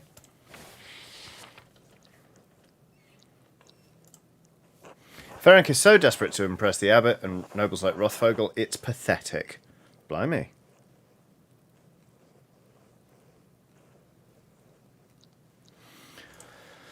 You feign kindness to Father Abbot and our prior only to speak about them like this behind their backs. It's shameful.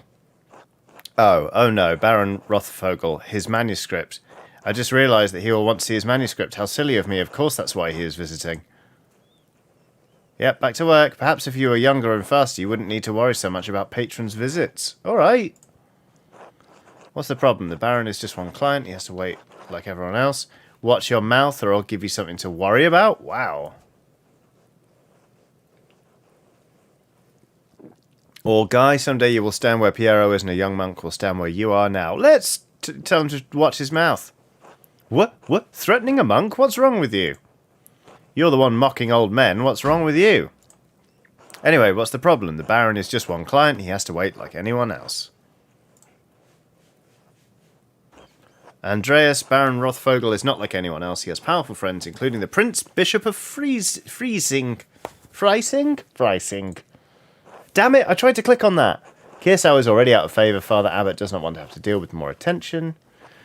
Well, if Prior Ferenc isn't here, I'm going to work on my masterpiece until he arrives. Alright. Oh, that's right. I need to reference the Indemal manuscript. A prominent family of the Swiss Confederacy and Austria. Alright.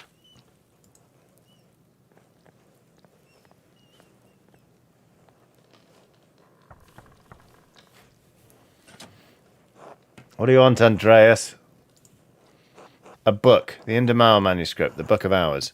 Your hair looks messy today. Did you get enough sleep? Could I just get the book? Ugh, that's all that way upstairs. Can't you get by without it? I'm sorry, but I really can't. I need to reference it for my work. Really? My feet hurt and the stairs are so steep. I'm just going to ask Illuminata to get it. There she is, look. Sister Illuminata! Andreas needs help finding a book and I don't know where it is. Andreas. Sister Illuminata, I'd like to borrow the Indamar manuscript, the Book of Hours. Yes, I overheard. Please return it promptly. Alright, thanks. Here he comes. Why are they all covered in pigeon shit? Andreas, may I see how your masterpiece is coming? Of course, your opinion is always welcome. Ooh, it looks bad. Yes, the composition is lovely. There is a joyful spirit in your arrangement of the figures. Ah, there's a boar down here. Little pickle. 2 of them. Lovely pickles. The contrast of colours is also quite nice. Rich and beautiful on their own, but not overpowering the seam. Is that all? It doesn't feel right, I don't know why. It's an excellent interpretation of someone else's work. What do you mean, it's all my work? My son, you are copying the illustration from the Indamar manuscript almost exactly. So, what's wrong with that? Haven't I improved on it?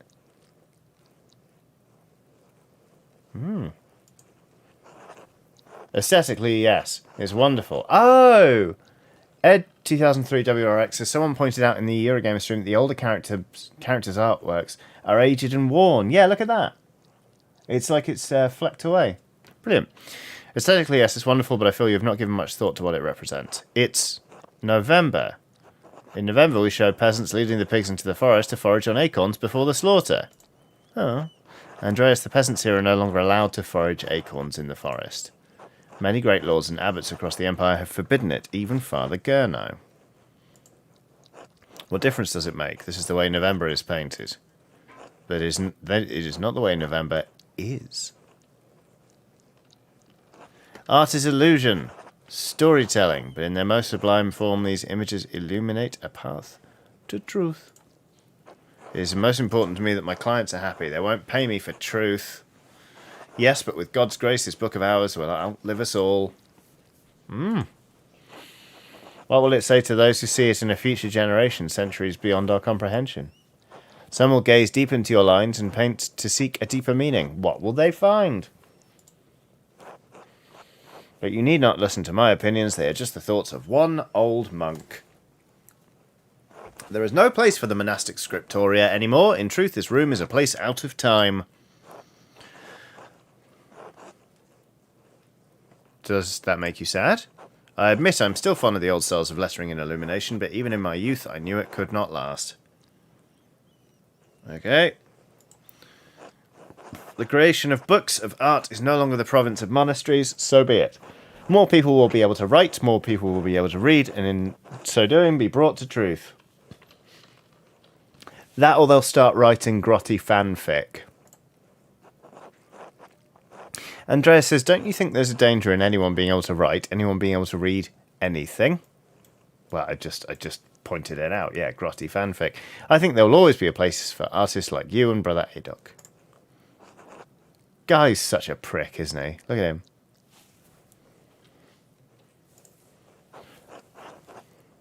Say nothing.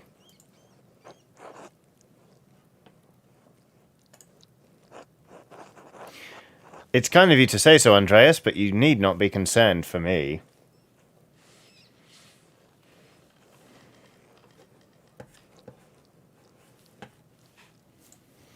I have lived a long life and am happy to have served the Lord. Some of you saying you're hiding your fanfics? Interesting. When he calls for me, I am ready. Sext. Sext. I liketh your arse. That's a sext. Look at him moseying along across the floor there. Ah, where's the time gone? This is already Tercy. Monastic hour corresponding to 9 a.m., one of the little hours of prayer. Tercy precedes Mass and the chapter meeting. Too much talk. I must ask forgiveness for not honouring the rule. Until later, Andreas. Until later.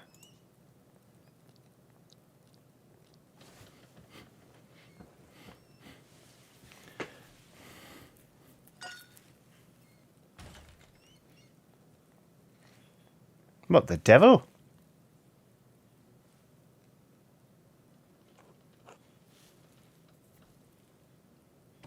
What the deuce?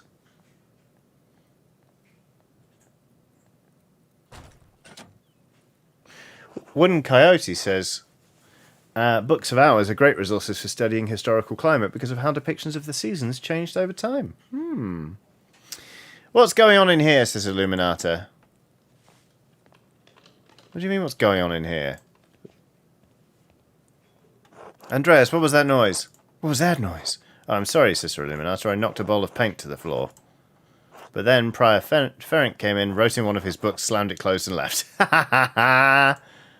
He was in such a hurry, I don't think he even noticed me. He was slamming books shut. Prior Ferenc should know better than that. Some of these manuscripts are quite delicate. He seemed to be in a great hurry. I think he's on edge since Baron Rothvogel arrived early.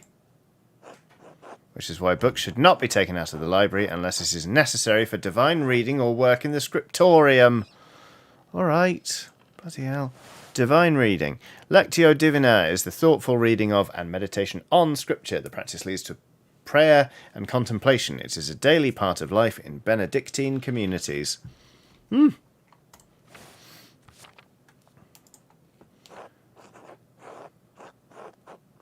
Are you still mad at me for borrowing the Chronica Clara?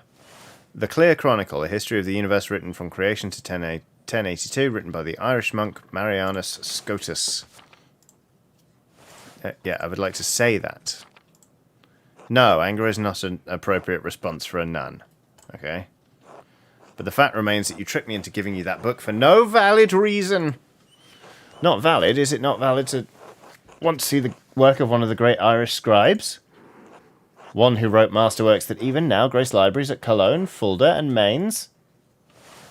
Cologne, large, powerful, free imperial city on the River Rhine. It is a major hub for commerce between Italy and the Netherlands. It is also a popular site for pilgrims, as its cathedral contains relics of the three wise men, represented as crowns on their arms.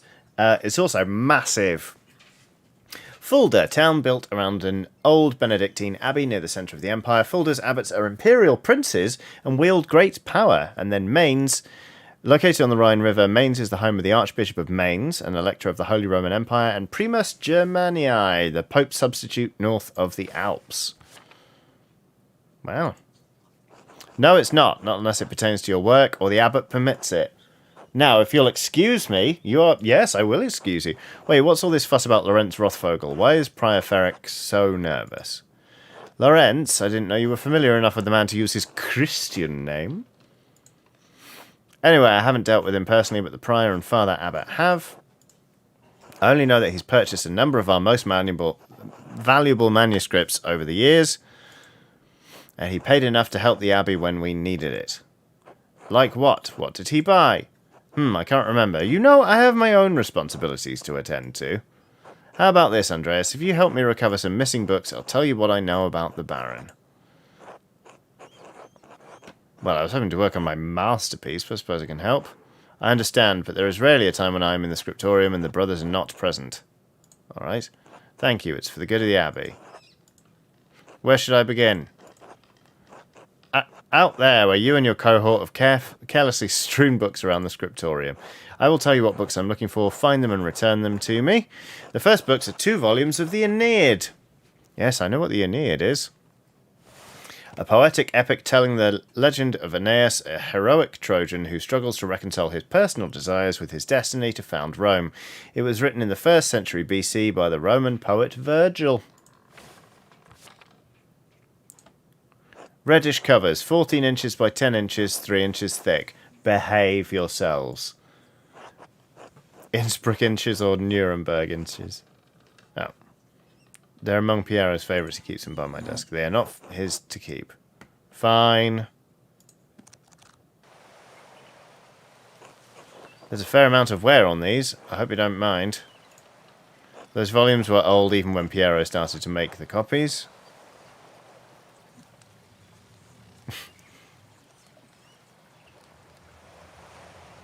Sam Walker says, she is a librarian. Very good. How long ago was that? 3 years. The Aeneid is not one of my favourite stories, but I understand why it appeals to Piero. Oh! Oh!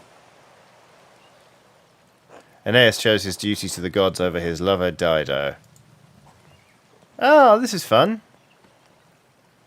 Do you think Aeneas' sense of duty appeals to Piero? We all have our vocations. Brother Piero takes his more seriously than most of the others in this abbey. You clearly take your chosen vocation seriously. Andreas, I didn't have a choice in my vocation. Few women do. You're right, of course. Is it really that bad? Shut up!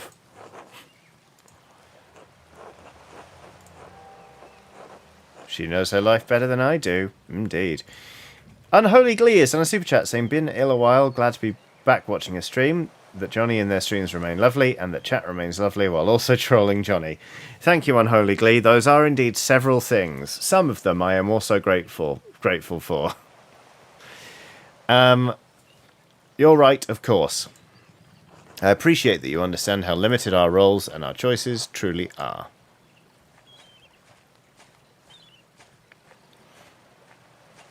Whoa! Careful, she's on fire. Even in stories we are maidens to be rescued and wed, cruel seducers of men, or wizened crones. Like Dido, we ordinary women are merely tools in the tales of men. We can never be the protagonists of our own stories. No woman is exempt from that, from the Empress to a nun. It is our lot. Titan Uranus has done a super chat saying, I keep thinking he is being pretentious, referring to his masterpiece, but it literally is his masterpiece, the work that will make him a master. Oh, that's a very good point, Titan Uranus. I hadn't thought about that. Yeah, good shout. I suppose I understand now why you are not fond of the Aeneid. Yeah. It's fine poetry for men. Now, the books, if you please. Thank you. Next, Wretched Guerin? Wretched Guerin. This is a printed copy, green cover diamond pattern. An Italian chivalric romance written by Andrea de Barberino in the early 15th century. The titular character rises from impoverished origins to go on heroic adventures and discover his noble parentage. Originally published as a manuscript, it enjoyed greater success as a printed book.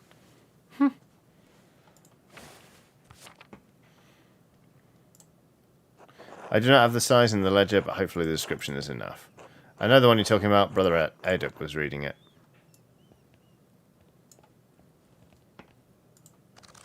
That's not it.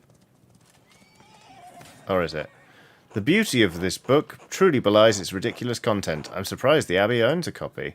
We don't. It belongs to Amadeo Rusco of Lugano. It's a Venetian edition that's quite valuable. Lugano. Highly contested Swiss market town located in the southwestern Alps. The Dukes of Como and Milan fought for control over it until it was claimed by the Swiss Confederation in 1513. He loaned it to us 5 years ago. It was subsequently lost, and the Abbot has received 3 letters about it. I've certainly seen the brothers enjoying it. That book is not appropriate reading for the Benedictine monks.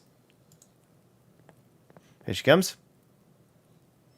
A baby is sold to pirates, raised a servant, then lives a life of adventure wooing princesses and fighting in tournaments. You forget the best part. In the end, Guerin learns he has royal blood, the son of a duke. He reigns as a king and dies a pious hermit. What's not to love? Benedictines should be dreaming of reconciliation with our Lord, not lusty adventures. I suppose you're right, it's better suited for knaves like me. What's the harm? Fantasy leads to temptation. Temptation has led to the downfall of many men and women. Fantasy leads to temptation. Temptation leads to, downfall. downfall leads to suffering. Christine Govas Robert has done has popped in a fascinating illustration that can move. It is some sort of dog who repeatedly puts a paw in the air and asks, "How's it going?" It's going... Oh, excuse me. It's going well, Christine. Thank you very much. I hope you're well. Sometimes, yes, but books like this, it's all the same type of fantasy, isn't it? To die better than we are born. And what's the problem with that? Why shouldn't a peasant dream of being a king? There is neither Jew nor Greek, neither slave nor free, neither male nor female, for you are all one in Christ Jesus. We may be one in Christ, but we are not equal in this world. It isn't this world you should be concerned with, Andreas. But the book, Andreas, we must return it. Or would you like the abbot to receive a fourth letter? I hate to see the brothers disappointed, but I understand. Cara Elizabeth has done a super chat saying, been playing this myself. It's like Disco Elysium crossed with an Ellis Peters novel. Really fun for me so far, but I am also a gigantic nerd. Enjoy! Thank you, Cara. That is very kind. So far, it is a slow burn. Like, this is a slow start. But it's very well made. It is not my goal to deprive the brothers of their joy, but to return Amadea Rusco's property. The book, please. Fine. There is only one book left, then you will be freed from bondage. A dark red cover, 8 inches thick, 5 inches across, 2 inches thick. Sorry, 8 inches high, 5 inches across, 2 inches thick. Again, behave yourselves. I remember that. I believe Brother Guy was reading it. There he is again.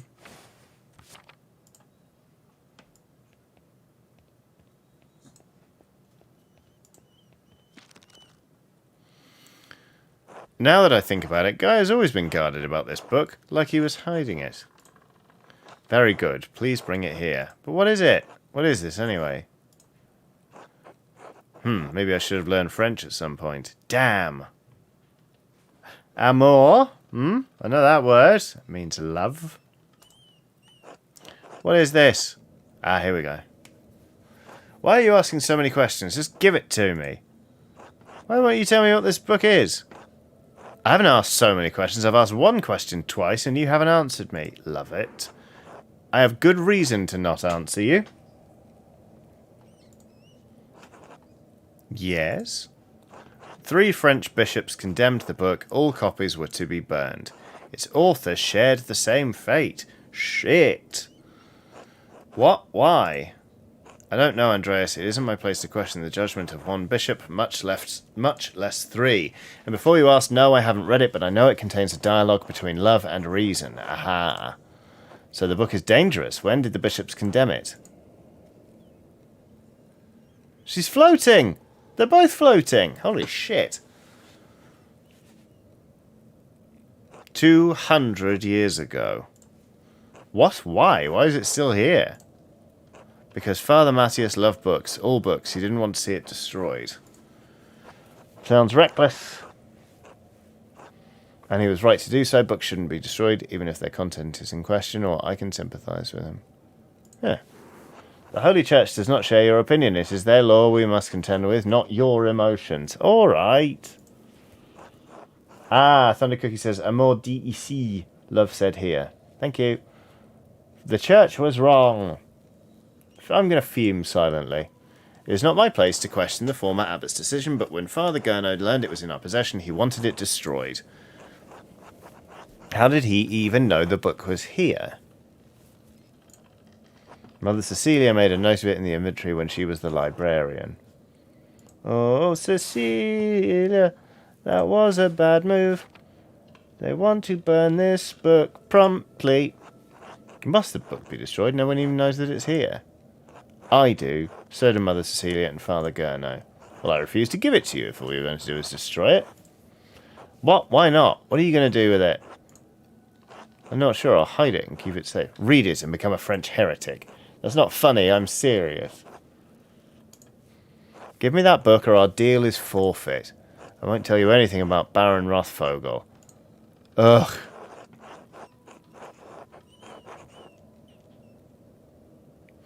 I appeal to your duty as the librarian of this abbey not to destroy this. I will offer a compromise. I'll take the book far away from the abbey, far, far away. It'll be gone by the time Father Gurno asks about it, and if you like, you can say I stole it. I doubt he'll make a fuss about me stealing a book he wanted destroyed. Corvus Albright has done a super chat saying double feature haiku for double feature haiku time. Let me get this yawn out of the way. Sorry, I'm a little bit sleepy. 16th century. Doing all the medieval shit. Fancy handwriting. A new haiku. Many work meetings. Discussions out the beehole. Miss you all, lovelies. Oh, we miss you too, Corvus Albright. Thanks for stopping in and dropping a couple of very well-crafted haiku. And, of course, for the super chat. That's very nice of you. Right. I don't like this, Andreas. It feels wrong in my heart. It feels right enough in my heart for both of us? Failure. I don't think so. That doesn't even make any sense. Fine. I appeal to your duty as the librarian. My duty is to the god and the vows I made to the rule. Wait, what's the fucking rule? The rule of St. Benedict of Nursia is a book of instructions for monks living together under the guidance of an abbot. Written in the 6th century, the rule provides the principles for living a monastic life. But what about the librarian's rule? The rule to protect books. Oh, look. It marks out how this is going to go. Books shouldn't be destroyed. Good point. Two up arrows. Expressed admiration for the Irish scribe Marianus Scotus. 1 up arrow. Offered to help Illuminata reluctantly. 2 down arrows. Damn it. No, you just made that up. Consider the sound theological reasons for allowing this book to exist. More sound than a condemnation from 3 bishops of Paris. I mean, who are you going to trust, them or me? Logical pedantry. Let's not try it. Thank you for making my decision so easy. Did you leave university voluntarily or were you expelled? We have nothing more to discuss. The book stays with me. So be it. Sext. Eat. That's the bell for Sext. The brothers will be sitting down for dinner soon. Monastic hour corresponding to noon. One of the little hours of prayer followed by dinner.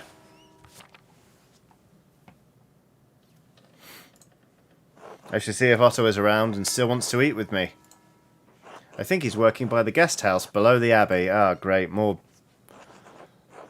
Oh, the brothers should be in the refectory for dinner. Now is a good time to sneak into the sacristy. Oh, for gold. Let's have a look at this book. I wonder what Prior Ferric was doing with this book. From the library of the University of 5 Churches, the Hungarians call it Pex. Pegs. That's where Ferenc is from. Doctor of Theology, George of Gran.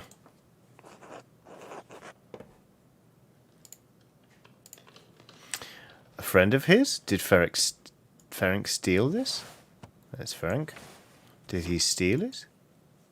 Oh, what?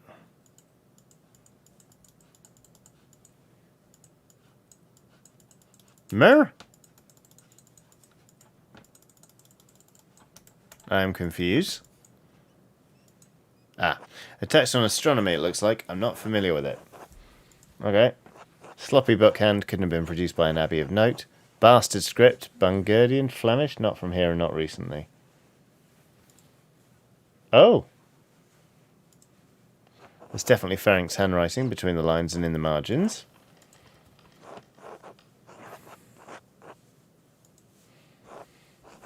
He's notating the script. What the fuck is this? What's this? It looks scribbled, not like Ferenc to be so sloppy, and he didn't even blot the ink dry. Oh yeah, look! Libra, Capricorn, Aries, all astrological symbols. What's written below? Greek, to be sure. Oxtibogegexwer. Maybe I should have learned Greek at some point. I can't make sense of any of this. This doesn't make any sense. It's not even a word, just a jumble of letters. This must be some kind of cipher. What's the key? Oh, I suppose I'll figure it out in due time, but I'll copy this all down to reference later. Lovely. Right. Where do we want to go? That way. Okay.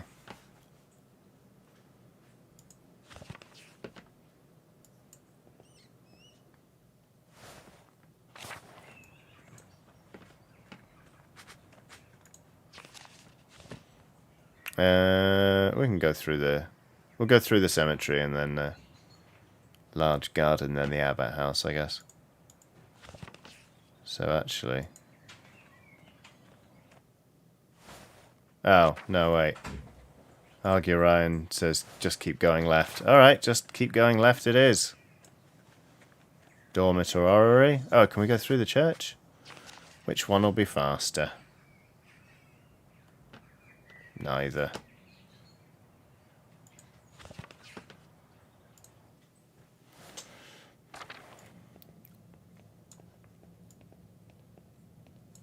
Grinsbeck Vander has done a super chat saying, "Hi Johnny, I really liked your previous play where you actually played with / against some LSPs. Any chance you'll make that a semi-regular thing?"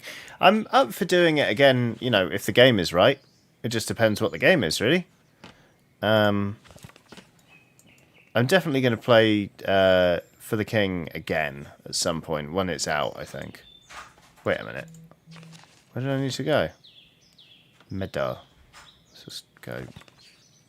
Let's go this way.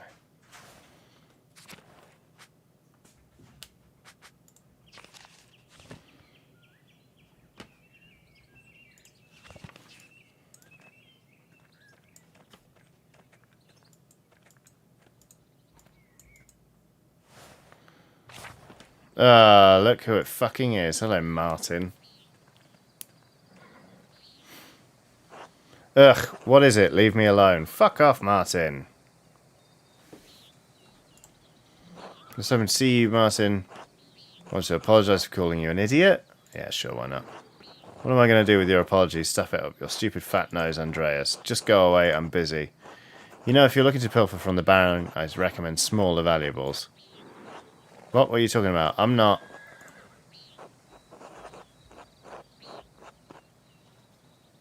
It shouldn't be standing out here, though. It's far too obvious.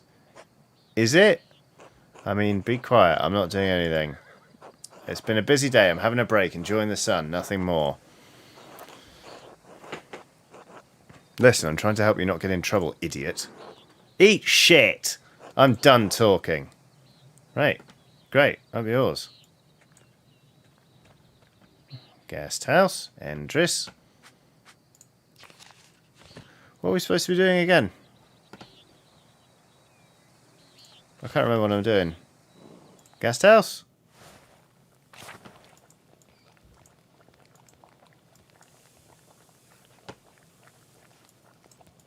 It's not the guest house. Miklaus! Good to be with you, Andreas. Okay.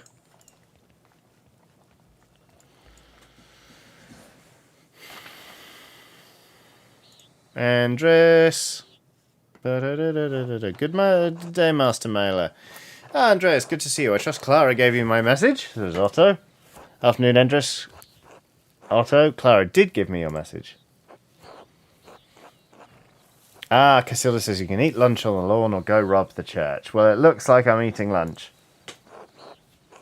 Ah, the Abbot really lets you get away with anything, doesn't he? Leave him be, Otto. I'm hungry. Let's pray. Okay.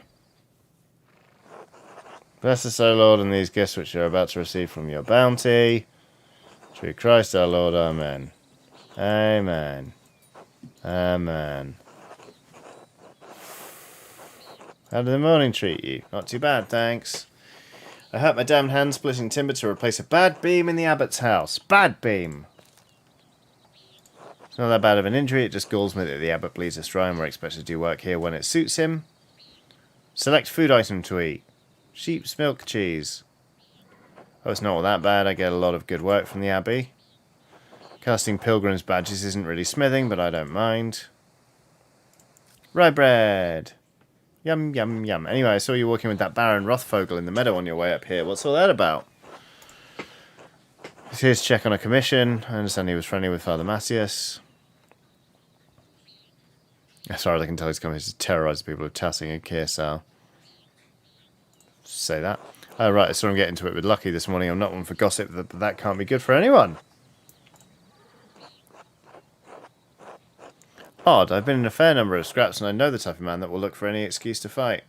Lucky doesn't seem the type. Yeah, that's who's Lucky. There's Lucky.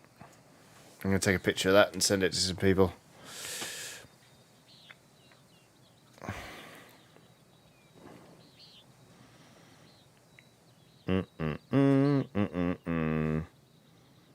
Didn't realise Wes was in this.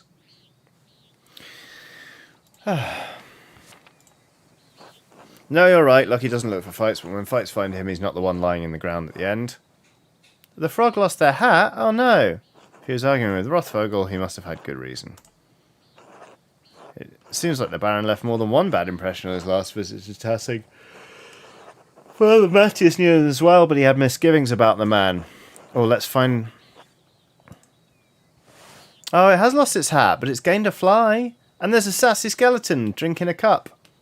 Blub, blub, blub, blub, blub. A skelly pal. Love it. What kind of misgivings? That he fools around with young women. He's married, of course. Oh dear. That's not good. Otto, that's only gossip, and it isn't Christian to spread rumours like that. Well then. It's not gossip that he beat up that farmer a few years back, old Rannig. May he rest in peace. Sorry, I'm petting the dog right now as well. She just came in, I'm helping her settle. Well, I wasn't there, so I don't know. But if he did that, yes, it speaks poorly of his character. We had a long conversation on our way up here, but he didn't mention anything about that. What did you talk about then? Me? I mean, no offence, but what does a nobleman have in common with an artist? He talked to me about my work.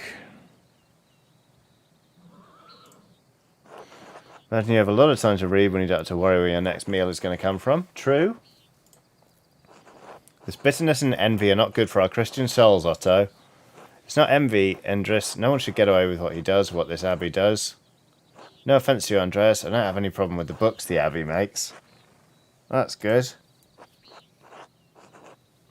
I mean, I never did learn to read, but if people are paying the Abbey to make them, it doesn't bother me. Now I understand. I see why the people resent the Abbot's rule. He's a harsh lord. Yeah. Ah, also, did you see the Bowers sheep escape the grazing fields again? No, but I'm not surprised. Martin was probably supposed to fix that fence, and he probably did a bad job at it. He's always in a foul mood, and he could be the laziest soul in Tassing. He can't even hold a hammer properly. Married and a father at such a young age, and he barely lifts a finger for his wife or child. I thought he was a child. Shit. On top of that, he's a damned thief. And before you say it, Andreas, that's more than just gossip. Look at him over by the guest house. He's probably figuring out what he can steal with the least amount of effort. He's a born shirker, sure enough. I know one, I see one. Especially when you look in a mirror, says Otto. Alright, Otto, bloody hell. Speaking of the Bowers sheep, their ewes are shorn and the women will be spinning it soon, Otto. I got it, Andreas, no need to tease. What God wants to happen will happen. Looks like a storm's coming. We should probably get back to it. Right, I'll catch up in a moment, Andreas.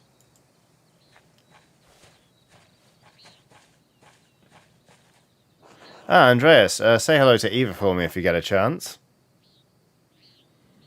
Which one's Eva again? Oh, yes, Eva, who stirs the pot. Of course. I should return to work in the Scriptorium until later. Damn it! None is... Oh, I should have robbed the church. Oh, well. Time to get back to work. What? Fuck you, Martin. Ooh, what's over here? Meadow. Let's just go back.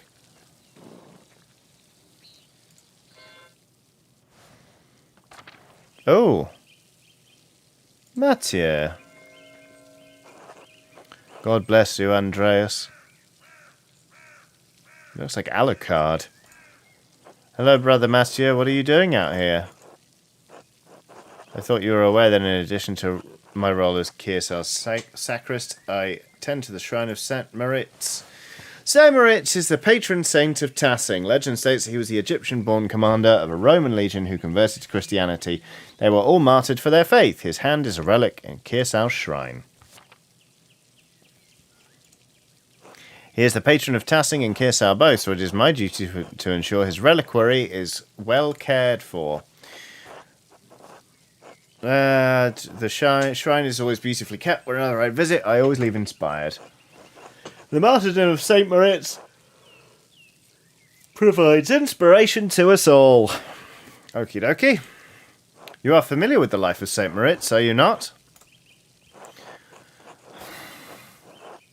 I've been so focused on my masterpiece, I've never had a moment to learn about Saint Moritz. Well, you ought to learn something about Tassing's patron saint while you're here.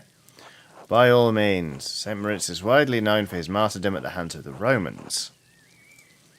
He protected a town of Christians from slaughter, and in turn he and his legion were decimated. But decimated just means reduced by 1/10, because they would draw straws, and one man would be beaten to death by the other 9. What do you mean, his legion? Wouldn't that mean he was a Roman soldier? Yes, he was a Roman citizen and led a legion made up entirely of Christians into Bavaria. When he refused to kill the Christians, even though they were traitors to Rome, the emperor had his legion massacred. Most of the pilgrims who visit come knowing only this, if anything, about his life. However, Tassing venerates Saint Moritz because he was the one to convert the town and save it from destruction. Saint Moritz Tassing was pagan? I had no idea the town was so old. Indeed, he and his legion were snowed into this pass, and the townsfolk refused to aid them. The daughter of the town's leader, Satya, was moved in spirit and snuck from the town to convert. She led Moritz to a spring, and as soon as she was baptized, the snow melted, revealing all manner of fruits. Moritz and his legion were saved by these miraculous gifts, the town was converted, and the rebels fled into the mountains. So how did Moritz's hand end up in Tassing? Roman soldiers dismembered St. Moritz for fear he would resurrect like Christ. The Christians of the town fled with his body so that it would not be further desecrated, and his hand was preserved here. Thank you for the history lesson, Brother Mathieu. You're welcome, Master Mailer. God bless you. One more thing, I have a favour to ask you. Why not? Yes, Andreas? I'd like to collect my wages. I was hoping you could give me my pay for the latest manuscript early. This isn't part of the agreement you made with Father Gurno. You'll be paid on completion of each additional manuscript you illuminate, not before. I only have a few pages, Brother Mathieu. I'll finish them in the next few days anyway. Then I think you can wait a few days to collect your wages. The Abbey runs through mutual agreements, not haphazard payments. Breaking such contracts would cause undue trouble not only for Kearsal but for Tassing as well. Is that why Father Abbot has increased the taxes on the Gurtners? What is this about, Andreas? The Gurtners have asked me to rent early so they can pay their taxes to the Abbey. I see. Very well. Do not ask this of me again, Andreas Mailer. Here you are. I shall note this with Father Gurno and Prior Ferenc. Thank you, Brother Mathieu. God bless you, Andreas. Yay, we can pay them. Casilda says should have just robbed the church. Well, I went and had lunch instead. I can give Clara the rent early. I'll give it to her directly to make sure she receives it. Obviously, I'll do that. I could have broken into the sacristy, but we got in there anyway. That's good. And we've got to get back to the Scriptorium. Is that even the way I want to go? Well, this is the way we went before.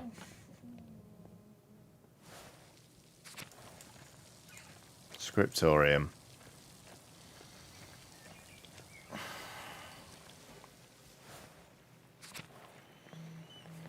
Where's me fucking book? Oh, he is. He's looking for a book. That must be the key to his cipher.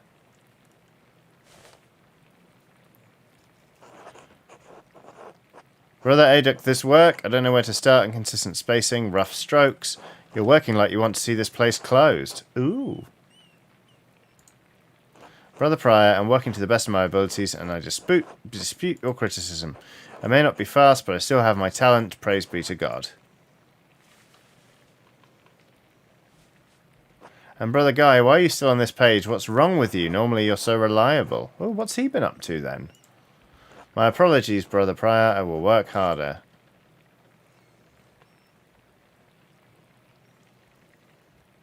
Piero, I can't believe this Baron Rothvogel has come to check on this progress, and this is all you have? You should have finished this months ago. Is your mind so corrupted by age that you don't notice the seasons have changed?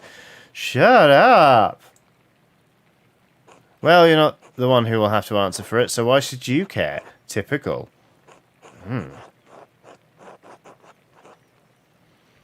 Excuse me, Prior Ferenc, but I believe your point is made. God, shut up, Ferenc. Stop taking your frustrations out on an old man. Andreas, I will remind you that I am the master of this scriptorium, and you are a guest here. I agree, Brother Prior. Brother Piero's work is unacceptably slow. Shut up, Guy. You are insufferable, Brother Guy. Oh God, give me the patience to endure this. Please, everyone, this is my work, and I accept responsibility for it. Prior Ferenc is right. Here he comes. Here comes the sweating lord.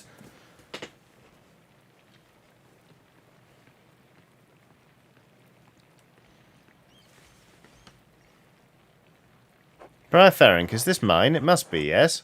It is, my lord. I can No, I don't want excuses. I've come all this way, and I have to be honest, I expected more. It's nowhere near finished, and the style is, well, it's very old-fashioned. I thought I made my desires clear. I feel like my generosity towards Kirsau is being taken advantage of. Am I the fool in this sad story? Of course not, my lord. Never. We can fix this, of course. Of course, we only want to accommodate you.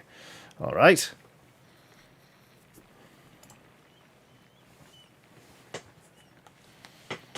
Chaos says redo it in Papyrus. Very good. Ah, Andreas, good to see you again. My lord. Father Gurno, why not have Andreas complete the rest of the illustrations? He's clearly capable. Well, my lord, why not have Brother Guy complete it? If speed is your No, I'm not talking about the script. That's fine, but the art, the illustrations. I want Andreas to do the others. Of course, I mean if Andreas is alright with it. If it takes the pressure off Brother Piero, I'll be delighted to complete the work. Abbot, I'm trying to finish my masterpiece at the moment. Or, well, I will do what I have to do. That one. Andreas, you could do well to remember who it is that is making the completion of this masterpiece possible. Blah, blah, blah. I played the Amiga. Just a little, says, done a super chat, sorry, saying, just a little thank you for all your work, Johnny. Just got the internet working after a house move. New job as well, testing video games. Tired but happy. Oh, that sounds great. Congratulations on the new gig.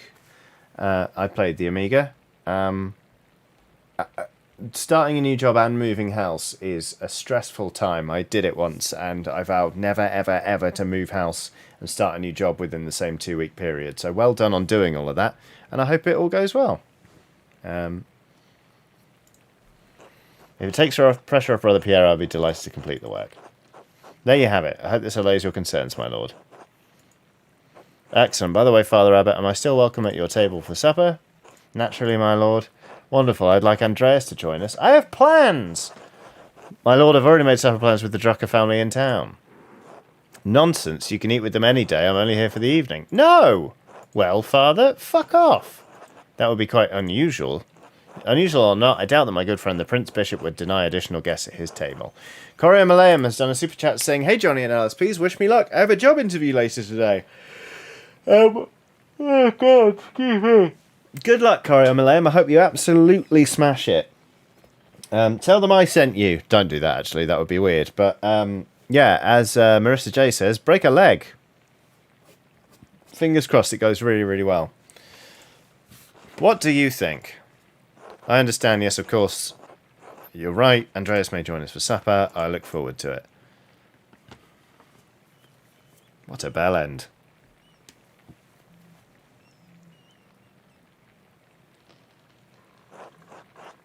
You had this planned. What? You must have put your hook in the Baron this morning when you ambushed him in town. Oh, go to hell. That's beyond ridiculous. Listen to yourself. Brother Prior, Andreas is not to blame for any of this. I am. Yes, you are, and you've embarrassed me, the Abbot, and the Abbey. Prior Ferenc is right, of course. No wonder we don't get more commissions. Shut up! Guy, can you stop flattering the Prior for 1 minute? You're so insincere and you're so obvious about it, Guy. Ah, fuck it. Let's go for Ferenc. If anyone is the embarrassment, it's you. Brothers! Oh, the nuns are telling us to keep it down. If you please, Sisters Dena and I would prefer it if you could keep the noise down. There we go. It sounds like Samson's slaying the Philistines in here. Of course. Get back to work, everyone. Yikes. Well, that was not wonderful, but there's nothing to be done about it now. I'll finish my work here and wash up in the lavatory for the supper at the Abbot's table. Whee! Vespers! Time to eat.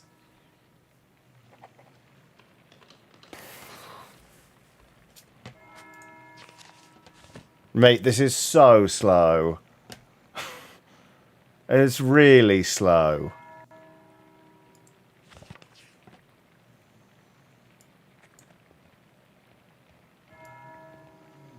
Da, da, da, da, da, da.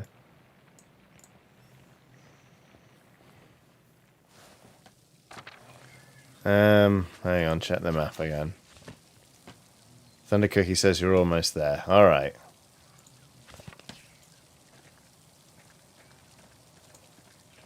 Dormitory. Dormitory.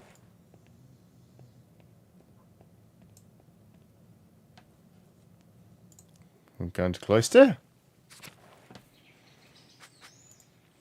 Where are we now? We have a shop? No. Courtyard and lavatorium. So we go along a little bit. Refectory. Courtyard and lavatorium. Go, man, go!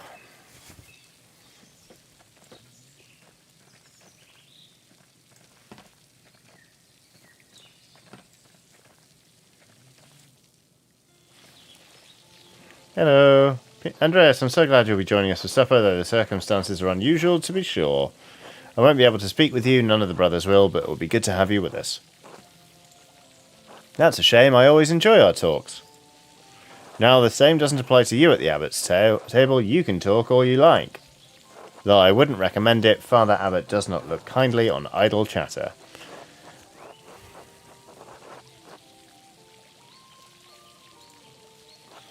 Anyway, I'm sorry for how the prior treated you. It's not fair. It's humiliating.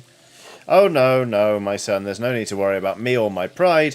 And we all need a taste of humility from time to time to keep our feet on this earth. No, Andreas, you are my pride. I cannot claim to have taught you much, but I'm proud to have known you and your work.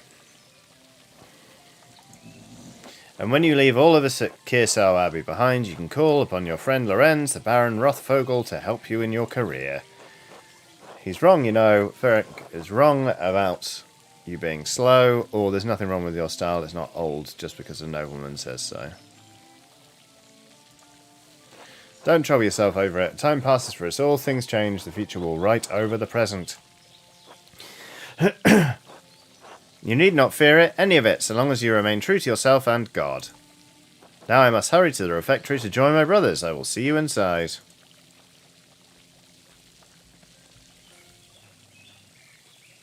Washing my little mitts, boo-doo-doo-doo-doo. Where are we going, cloister or? Refectory, yes. Cloister.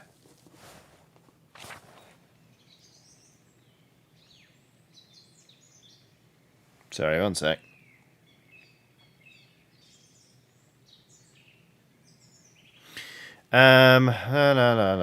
Large garden. No, we want the refectory. Which is this way. Refectory.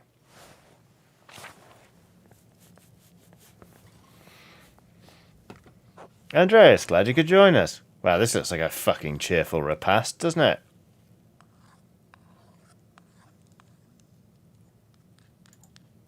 Thank you, my lord. Father Gunnar, Father Thomas, Prior Ferenc, Simon Peter, answered, "You are the Messiah, the Son of the living God." Oh God, the Gospel of Matthew, wonderful. Jesus replied, "Blessed are you, Simon, son of Jonah, for this was not revealed to you by flesh and blood, but by my Father in heaven. And I tell you that you are Peter, and on this rock I will build my church, and the gates of Hades will not overcome it." Have you read Matthew much, Andreas? Nod head.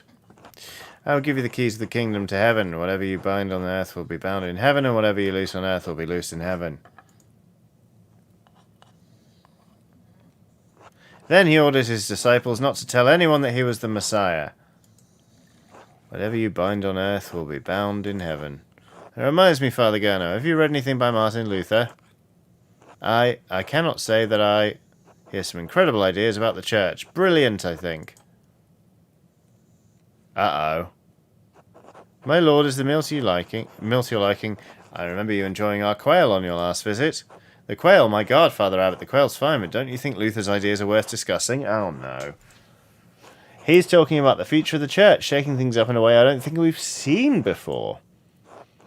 Father Thomas, you see value in his ideas, do you not? No one's happy about this. My lord, I mean no offence, but I do not. Brother Matthew, yes? How appropriate. What are your thoughts on Luther's attacks on the church's sale of indulgences? ...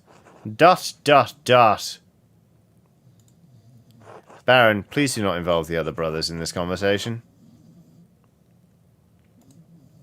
Fine, fine. What about Andreas? Certainly a man who attended the same university as Martin Luther can spare some thoughts on his work. Uh-oh. I'm remaining silent. He's really put me in a difficult position. Why not join in a debate? I need to be quiet, I don't know what else to do. Lorenz won't like it, but this is the Abbot's table after all. I don't know. Fuck it, let's go for it. Debate, excellent. Why not start with the 95 Theses? Enough, says Gurno. Andreas, you should know better. Yeah, probably. Lord Rothvogel, you are our guest and held us high esteem, but you have worn out my patience. You will not be discussing Luther's work with Andreas, Thomas, Mathieu, or with any other brother. Is that clear? I suppose, Father, it is your Abbey, but you're taking too much offence of this, and you're far too afraid of change. Whether it's from Luther or someone else, reform is coming to the church. You had better accept it. What? Neither you nor Martin Luther dictate change to the Holy Church on their whim. This talk is beyond insulting. It's blasphemous, outrageous. How dare you? I see. I have overstepped my bounds, and I suppose I have ruined everyone's supper. My apologies. ... In spite of this unpleasantness, I will make good on my manuscript payment and the donation of my copy of the Historia Tassii. If you cannot accept what the future will bring, perhaps it's time for you to come to terms with your past. Well, no need to overstay my welcome. Fathers, brothers, Andreas, good night. That motherfucker's gonna get killed. Why, Andreas? Why did you engage him? I expect better of you. Now then, I must ask you to leave so I can speak to the brothers in chapter privately. Brother Piero, please accompany Andreas out. Andreas out! Drop the mic. I will take my leave as well. Good night.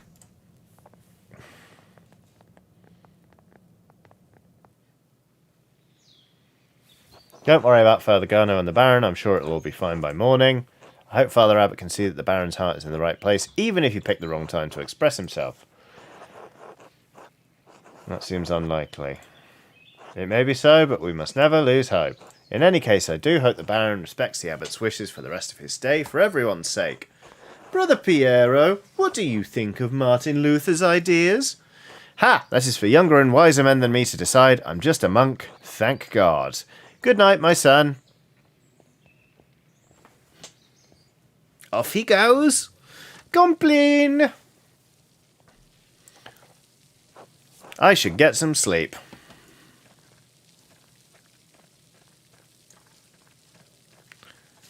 Fast travel, I beg you.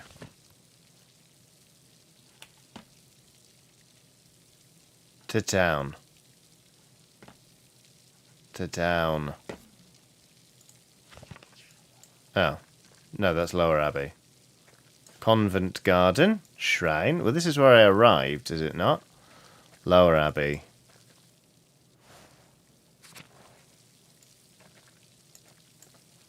Oh. There's a lamp still burning in the guest house. Lorenz must still be awake. I wonder how he's doing. And what was he thinking? He's a baron, but he couldn't have expected that to go well. The storm doesn't seem to be letting up any time soon. I should get back to the Gertners. No, let's go have a look. Let's go. Where? Knock, knock, then! Oh, no, never mind.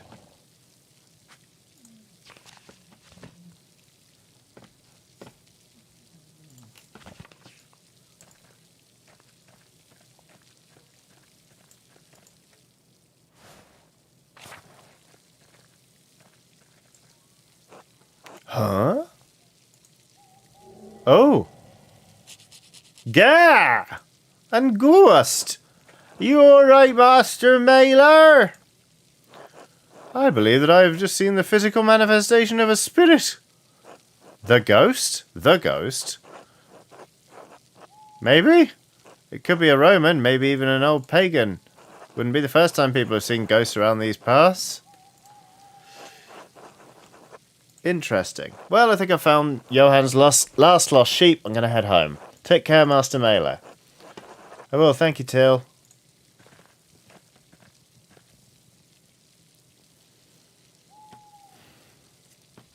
What this? Irises, beautiful. Okay.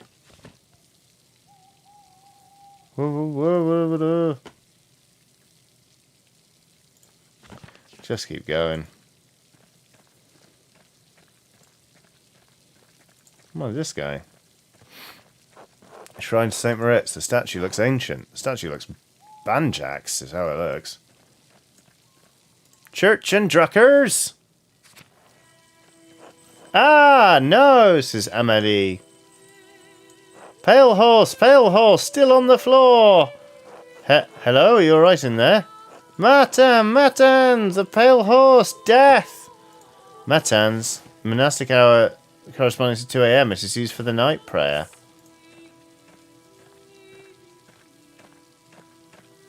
Sister, listen to my voice. Do you hear me? Do you hear me? Yes? Yes, Father, I hear you. Am I here? Is this now? Yes, you are with us, and this is now. I apologize, Andreas. I imagine that must have been quite alarming. Is she all right?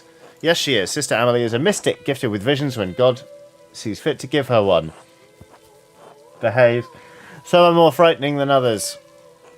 What's she doing in here? Does she live in the church? She lives here, yes. I'm a little surprised you haven't noticed her before. If you came to Mass more often, you would see that I could give her communion through a window to her cell. Her cell? She is an Anchorite, a religious hermit so devoted to God that she has enclosed herself in a cell next to the church. She is dead to the world, but continues a life of prayer and religious contemplation. And sometimes, ever so rarely, she receives great and terrible visions. Is she local to Tassing, or was she a nun at Kirsau? Neither. She came here from a Benedictine abbey in Lower Bavaria after it burned down. I am her confessor and caretaker. Many anchoresses are not literate. I write down her visions to help interpret them. Interesting. I thought all of the monks and nuns at Kirsau could read, even poor brother Volkbert. There's Volkbert. Oh yeah, he was at dinner. Thank you, Father Thomas. I must rest now. Of course, sister. Sounds like she's in a great deal of pain. She feels a pain that is both physical and spiritual. Her spiritual pain comes from her revelations. They come and go. I try to address them as best I can. The physical pain comes from a deformity in her spine and aching in her joints. I know of no cure for that, save prayer to the Almighty. Well, that'll work. Sister Amélie was saying she had a vision of death. Could someone be in danger? Oh no, don't rush to judgment. Her visions are divine and powerful, but they could have many meanings. Some of her revelations take years to comprehend, some may never be understood at all as God wills it. Still, the argument at dinner was quite troubling. Perhaps it has cast a shadow over our thoughts. Fun. Now then, the good sister appears to have fallen back to sleep. I must prepare for bed myself. Good night, Andreas. Good night, Father.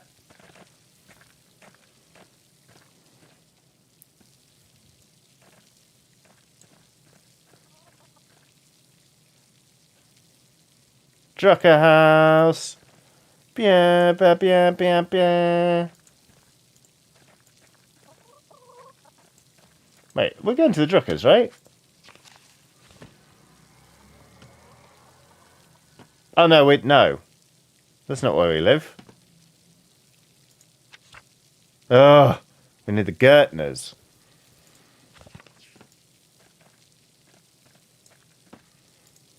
We'll go this way.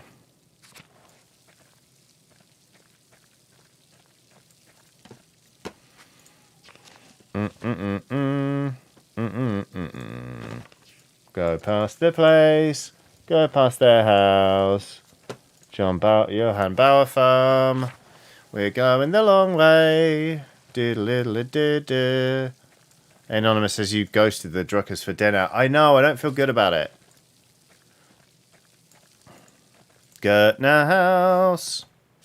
Ah! There he is, look.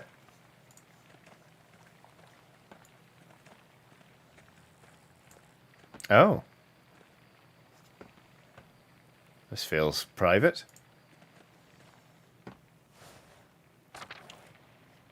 Damn, just get to bed! It's getting late, I should get some rest. Go to sleep, little man. Sleep hat time.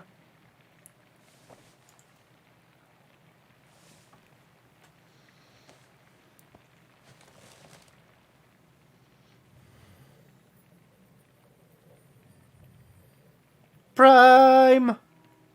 Bong. Time to get back to work. Hello, Ursula. Wah. Why are you sad? Wah. Shush, it's alright, Ursula. Good morning, what happened? A storm rolled in during the night.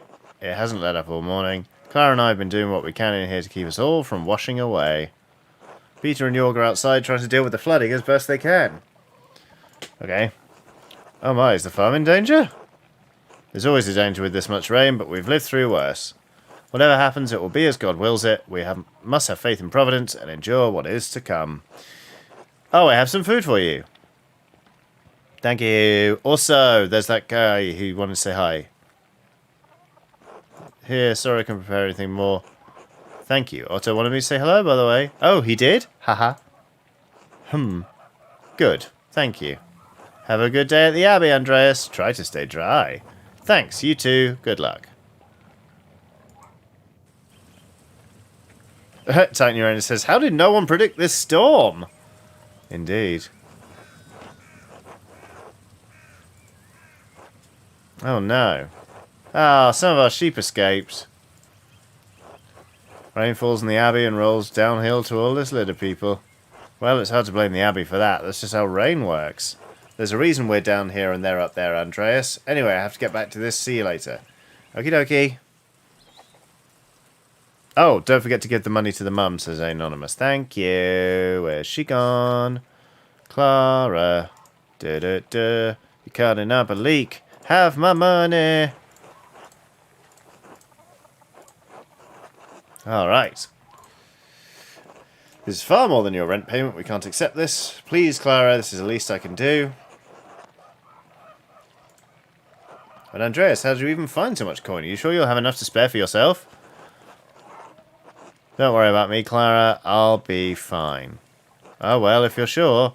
Thank you, Andreas. You don't know what this means to us. I'm happy to help, Clara. It's the Christian thing to do. You're a good man, Andreas. Thank you. I'll let you move on with your day. God bless you. Until later!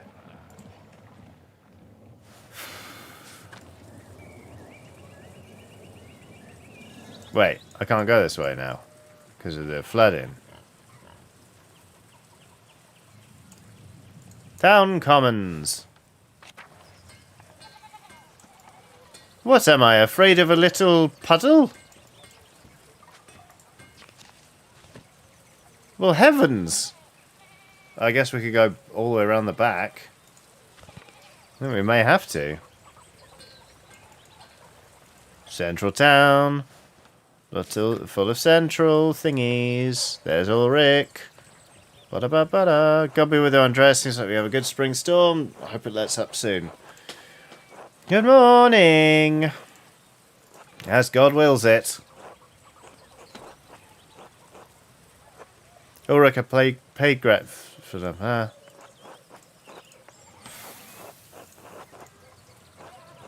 What's going on at the Pfeiffers? Helena has about a month to go before her child is due. Her last one was hard. He didn't make it. God rest his soul. I want to give her the best chance she can have. It's in God's hands. Trust in Providence. Or is it... I must be off now. Same. Good day to you both. And Andreas, stay out of the rain. Tell Helena I will pray for her health. She will appreciate that, Andreas. Thank you. Until later. Until later.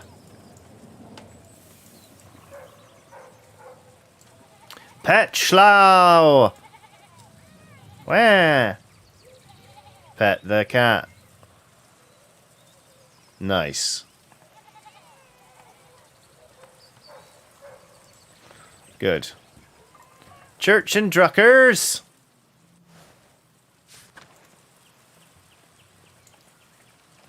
Church and Druckers! There's Lucky Look. And Thomas?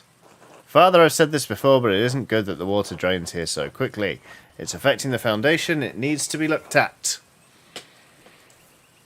I understand, but if you dig here, you may be disturbing the bodies decomposing in the yard. Of course, Father, but they're going to be dug back up anyway. Yes, but why disturb them unnecessarily? It's your church, Father, but you can't put this off forever. The foundation is going to crack. I understand. Perhaps after some of the bones have moved to the ossuaries. Thank you, Lucky. Good day, Master Mailer. Good day, Father Thomas. Everything alright with the church? Oh, yes. Lucky was again reminding me of the dangerous severe rainfall composed to the foundation. God looks after his flock, but sometimes the pen requires an earthly hand. It will be taken care of. God be with you, Andreas, and with you, Father Thomas, until later.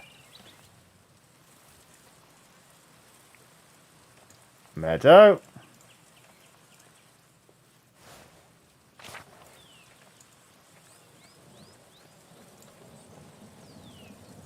Till, what's up? Hello there, Master Mailer. Hello, Till. Bumped into any ghosts lately? Hehe.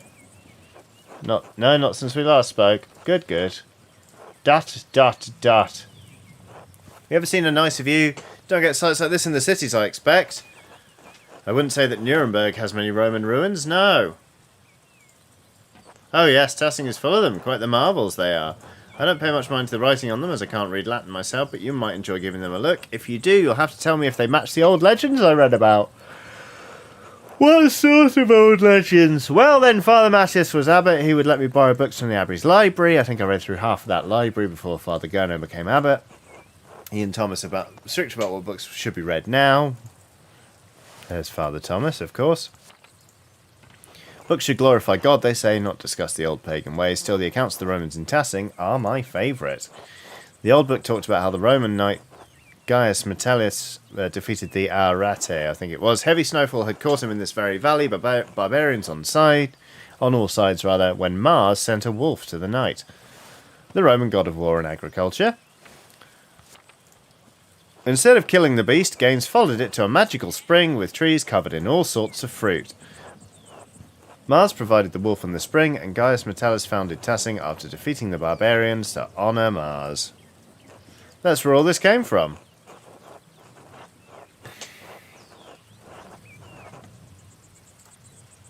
And so blah blah blah. A lot of stories get mixed up over the years. It might all be fable, but I enjoy the story all the same. It's nice to feel you're connected to those who came before you, even if it's only by the land you live on.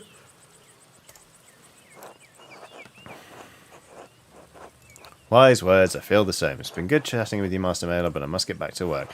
Let me know if you find any particularly good books in that library. Alright, I will. Until later, Till.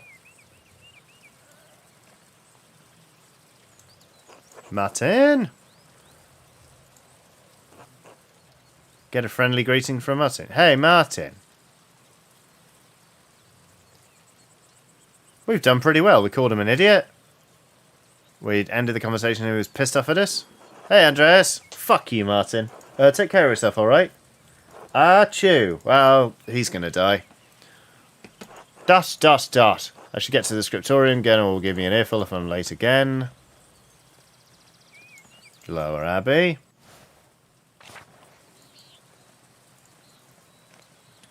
Miklaus. Go be with you, Andreas. Are you scrubbing blood off the horse? Are you planning to leave even with this weather? The weather is unfortunate, but the Baron's wife, Lady Solomea, will be arriving today. The Lord intends to depart as soon as she arrives. How long have they been married? 7 years now. She's a fine woman. A true lady. Bex the Impatient says, wait, is this just going to be the name of the rose as retold by Obsidian? I was hoping to bid farewell to the Baron before he leaves. I'm sure he would appreciate that. He spoke highly of you before he went to bed. He was glad you were willing to debate him at supper, even though he's sure the Abbot will hold it against you.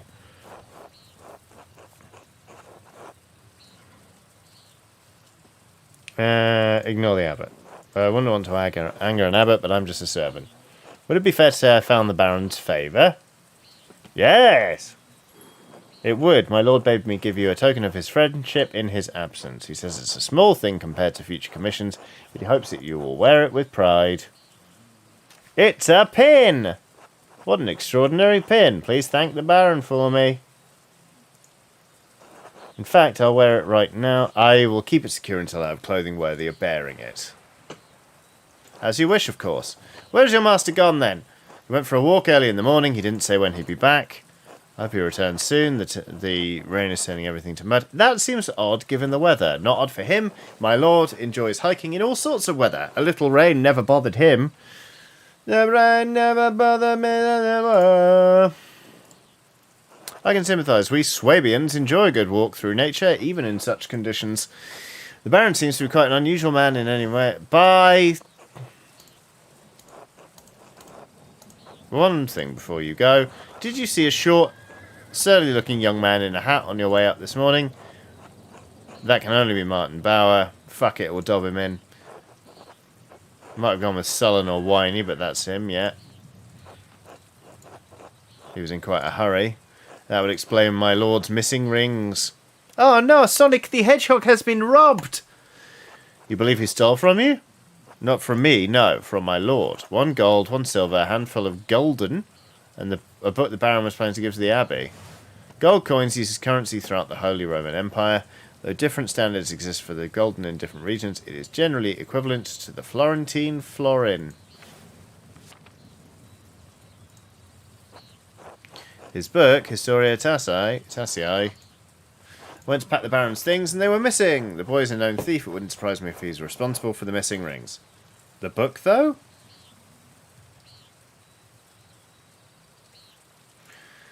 That would explain it then. Regrettably, he had ample opportunity for his theft. Yesterday I caught the boy with the hat. Martin, I suppose, peering through the windows. I could have admonished him at the time, but, well, he seemed harmless. That's a shame. I hope the Baron won't be too put out. My lord is a man of some means. He won't miss the gold or the rings. I do think he will be upset about the book. He was quite excited for the Abbot to see it. In any case, I must finish preparing the horses. It was good talking to you, Andreas. Of course, I hope this rain lets up for you soon.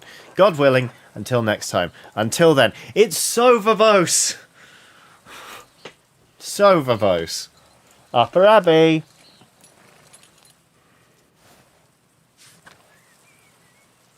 Let's just go in the bloody church. It's dry in the church.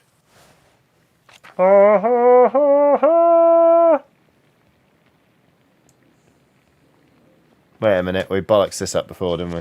We can go through the dormitory to the Old Bailey. Yeah, dormitory.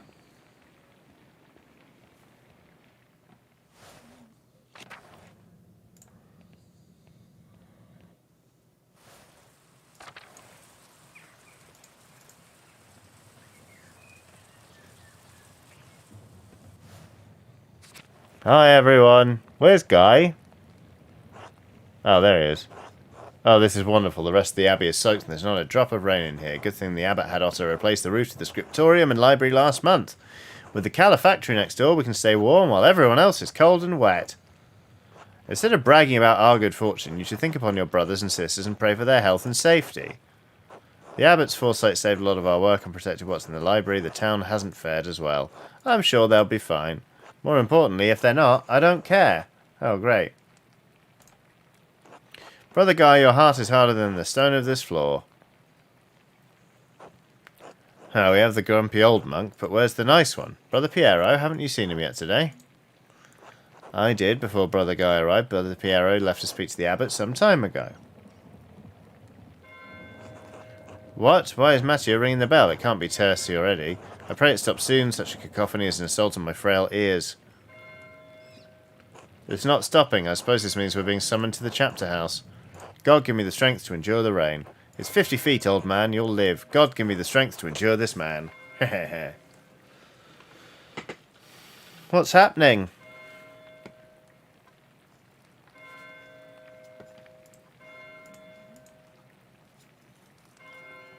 It's still not stopping. What's going on? This can't all be because of the storm. I should see what's the matter. Dead! Someone's dead! Dead, dead, big dead, dead, big dead man, dead.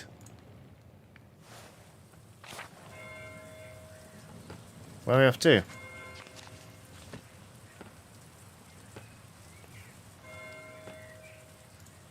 Out to Tassing? No. Where are we going? Let's get in the fucking church. Get in the church. Church. Oh! What? Oh, well, never mind. What? There was a scream. Okay. Where's that scream come from? Alright, well, let's get in the church. Hello? Tower? Crypt? Cloister? Cloister? Hello? The cloister? Don't know why I've gone French, but I mean, that's not really French.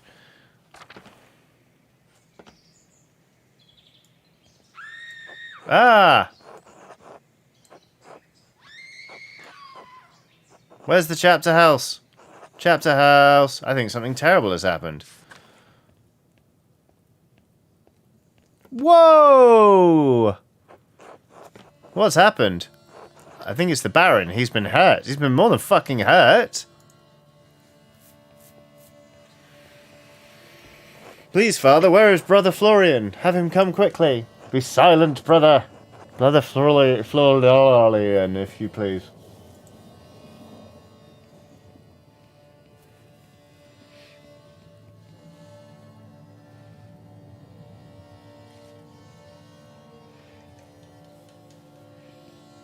I'm sorry, Father, there's nothing to be done. He's dead. Ah! Sister Marguerite, calm yourself. Sister Gertrude, please take Sister Marguerite back to the garden. Yes, Mother Cecilia. Oh, Cecilia! Wow, he's tiny. God protects us. The Baron was a friend of the Prince Bishop of Freising. Religious and secular order of scattered territories in the Holy Roman Empire, including the lands containing Tassing and Kearsal Abbey. That sounds very bad. Why is he so worried about the Prince Bishop? The Abbey is odd in more than one way. Its existence offends some in the church. We are far enough from Roman mains that everyone forgets about us, but this could bring unwanted attention. Florian, how easily do you think you could dispose of this body? I could eat it. Father Abbot, what are you saying? Why are you questioning me? Why are you wasting precious time? Ooh. Do you want to see the soldiers of the Prince Bishop march up our steps and fling your brothers and sisters out of our home? God protect us. God, blah, blah, blah, blah. Silence, quiet. Calm yourselves, all of you. Father Abbot, Baron Rothfogel's manservant, is already preparing to leave. The Baron's wife should be here in a matter of hours. This is not the time for rash decisions. Aaron Payne says, this is a super chat, by the way, just joined. Hi, Johnny. Is this Cadfell the game? 'Tis Pentiment. Pentiment. And a man has been murdered. What will we do? We must send the Baron's man to the court of the Prince Bishop in Freising at once. Mother Cecilia, the Baron said the Prince Bishop's archdeacon was in Innsbruck for the imperial diet. Even better, swift action will silence any whispers of impropriety on our part. Given the Baron's stature, the archdeacon will undoubtedly come to investigate immediately. We must cooperate with him fully. Excuse me, and pray for a speedy resolution. Yes, good, thank you, Mother Cecilia. Brother Vorslav, please detain Brother Piero in the cellar until the Prince Bishop's man arrives. What, Brother Piero? Why? That's absurd. He was caught in flagrante delicto, covered in blood with a knife in his hand. Father, do you really believe that Brother Piero is capable of such a foul deed? Yes, capable enough when motivated by anger. I had no anger against the Baron, Father Abbot. I simply came across him like this. No anger, not even for insulting your work and forcing us to give it to Andreas. This is not a subject for debate. When the Prince Bishop's man arrives, we must not be empty-handed. He wasn't angry. Anyone who's in the Scriptorium knows that. Even Guy knows that. Be quiet, this is not your affair. It is my affair if you're going to make me part of Brother Piero's supposed motive. I am through debating this with you. My decision stands. Brother Vorslav will detain Brother Piero in the cellar until I say otherwise. Brother Florian, please escort Andreas out of the Abbey. Andreas, do not show your face again here until tomorrow. Do you understand me? This is ridiculous, but yes. Ah, you don't have to escort me out with a massive knife, though. Andreas, listen to me. I sympathise with you. I don't think Piero did this either, but this isn't the time to push the Abbot. I'm sure the other brothers and sisters believe Piero is innocent as well, but the Abbot is worried about the Prince Bishop's attention. If you have any recommendations, I'd love to hear them. Take a few hours to calm your nerves and your mind. You need to think clearly. Go to the Druckers, eat a good meal, and come back at Nona's. We won't have much time, but tap on my window with a small stone and I'll let you in. Let me in for what? To examine the body! Sext.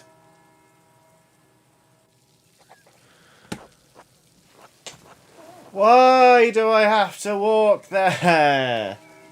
Off to the Druckers. Hopefully it will clear my head.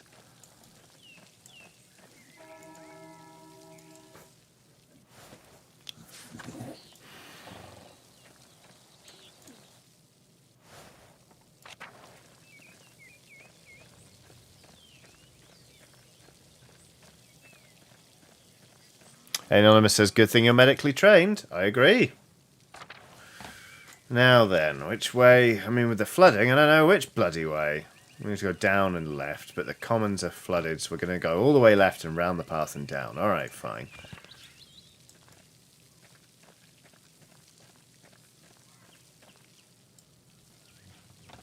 Good day, Andreas. Back from the Abbey already? It's only noon. Andreas, are you alright? I'm fine, don't worry about it. I don't believe you. Come inside, sit down.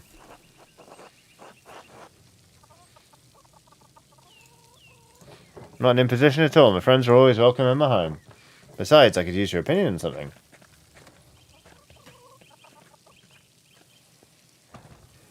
Martin Al-Almani says, fight him! Shall I fix you a plate? I don't have an episode right now. Bertolt! Aw, cute. Hello, Bertolt. How are you? Sleepy? Yeah. Come back to my workshop. Okay. I'm going to do a new run of Till Eulenspiegel. There was a printing a few years ago in Strasbourg, but it was awful, almost bereft of illustrations. What do you think of these new ones? Oh, they're lovely. They look wonderful.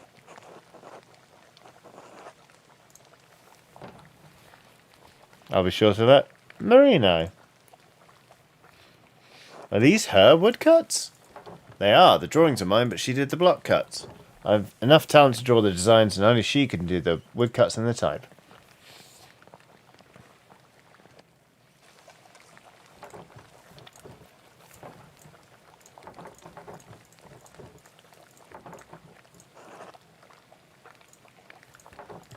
Hehe. Andreas, what were the bells for at the Abbey? They were sounding for a long time. Eat sausage. The visiting nobleman, Lawrence Rothfogel, was found murdered in the chapter house. God in heaven, he just rode by here yesterday. Yes, and it gets worse. One of the elderly brothers I worked with in the Scriptorium, Piero, was accused of the crime. That's awful, a murderer in Kiersau? How can a monk do such a thing? I'm sorry, Andreas, the Baron seemed like an interesting man, and I know he's been a patron of the Abbey for years. How did he die? Could it have been an accident? And what does the Abbot really believe that... And does the Abbot really believe that Brother Piero killed him? You've always spoken of him in the kindest terms. There was a lot of blood, but I'd rather not speculate about... Well, I'll spare you the details. It's hard to believe what happened to him was natural. No, I can't imagine Piero did it. I can't imagine him harming anyone. Don't hold back on my account. I've had children and even helped Agnes deliver a few. I'm not squeamish, says Marie. There's Agnes, look. Oh, he's got his hat back. Good old frog hat. And there's a wave with an axe, looking horrible. Yes, blood. But if it wasn't Piero, who do you think could have done it? I did see Lucky Steinauer get into a shouting argument with Lorenz yesterday, just before I walked past your place. Lucky? Why would he have cause to shout at a nobleman? Select food item to eat. Sausage? Farmer's bread? Egg? Pasta? Sausage. There's probably something else going on that you wouldn't know about, dear. What do you mean by that? I'm not one to trade gossip, but if you really want to know, talk to some of the other women in town. Or Mother Cecilia up at the Abbey. Could it have something to do with the nuns? But would Lucky argue with Lorenz about nuns? Oh, there's no need for that. Lucky is a forthright man. I'm sure if you ask him, he'll tell you what the argument was about. Thank you both. That's good advice. There's something else, though. When Lorenz and I were walking through the meadow, the widow Kemperin came out of the woods and... Oh, yes, I remember. Yes. Well, she cursed him. I'm not surprised. Atilia's late husband, ran afoul of Lorenz on his last visit to Tassing. I don't remember the details, but Rannig died just last year, and Attila hasn't been the same since. Select food item to eat. Egg pasta! She was always an old bitch even before she was old. Wow. Klaus. That's enough. She's had to deal with a job's loss in her life. Now she lives all alone at the edge of the woods. There are rumours she's going to lose her property soon. I do pity her, even if she is a bit... Excuse me. Bitter woman.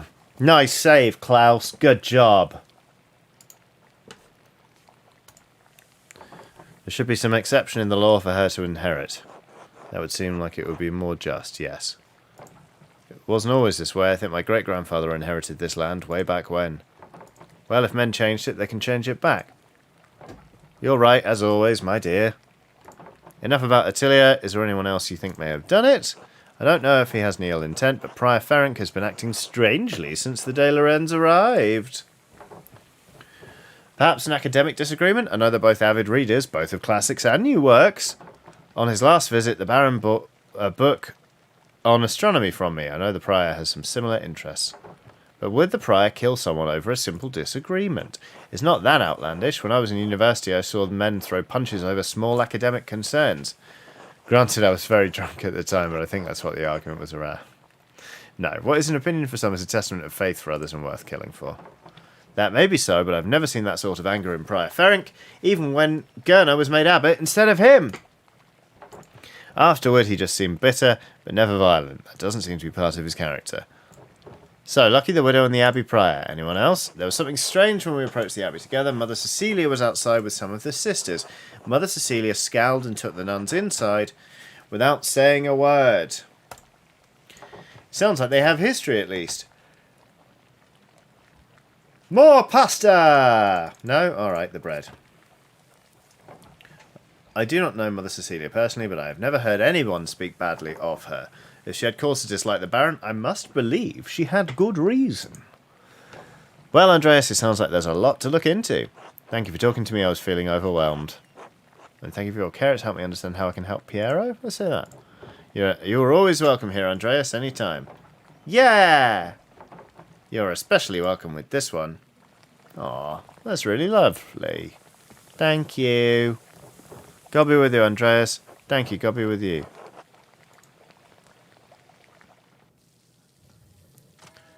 Known as Nones. I have several leads to follow, but where should I start? I should talk to Lucy Steinauer. He's probably working... sorry, Lucky Steinauer. Probably working in front of his house. Alright. The widow lives south of here near Franz Bauer. Prior Ferenc is usually at the Scriptorium, but I was to talk to him until tomorrow. Nothing would prevent me from talking to Mother Cecilia in the convent. If I don't attend Brother Florian's examination of the body at the Abbey, he'll have to do it without me.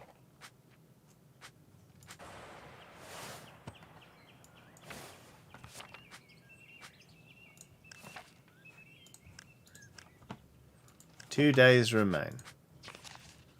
Okay. I would like to do the... I would like to do the autopsy, really.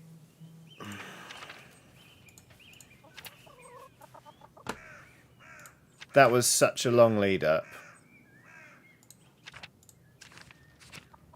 There's Mila. Such a long lead up. You can only do one. Right, well I want to do the... Boop, boop, boop. I want to do the...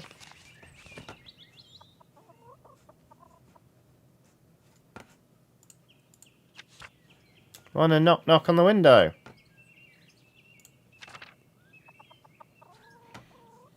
Farm, blah blah. Go to church for autopsy, says Casilda. Thank you. Back to the church then.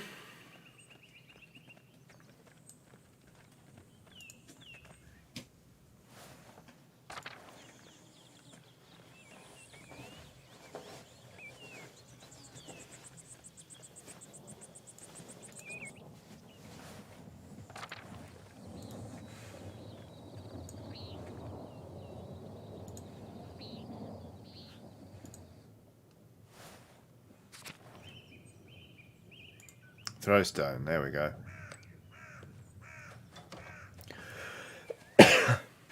Andreas, this way.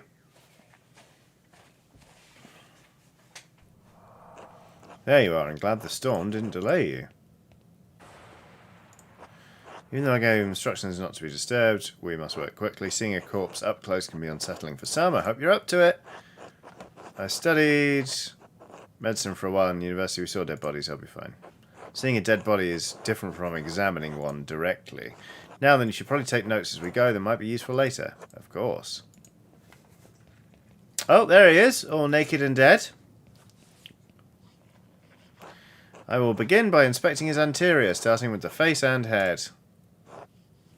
No visible wounds, no blemishes, teeth in good condition, nothing unusual. Neck, shoulders and chest are ordinary. I need to clean some blood away to examine the torso. There it is, a puncture wound between the 6th and 7th ribs. It's fairly shallow, though I appreciate it penetrated only about... Oh, I estimated it penetrated only about an inch. And it likely came from his own hand.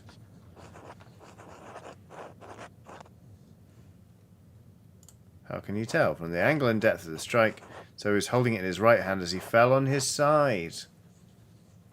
Must know I was not always a monk. I was a mercenary for 10 long years in Poland. My familiarity with wounds come from my time on the battlefield. I'm no true surgeon, but I'm the closest Kearsarge has. He must have fought in Moldavia. Can't imagine what that must have been like. What about he thinks about himself as a mercenary? Maybe I shouldn't pry. I wouldn't wish war on anyone, but it did instill me with some knowledge of the ways of life and death. I like Florian. Hopefully it'll bring some clarity to the matter at hand. He must have some other wound that issued forth all the blood we found him in.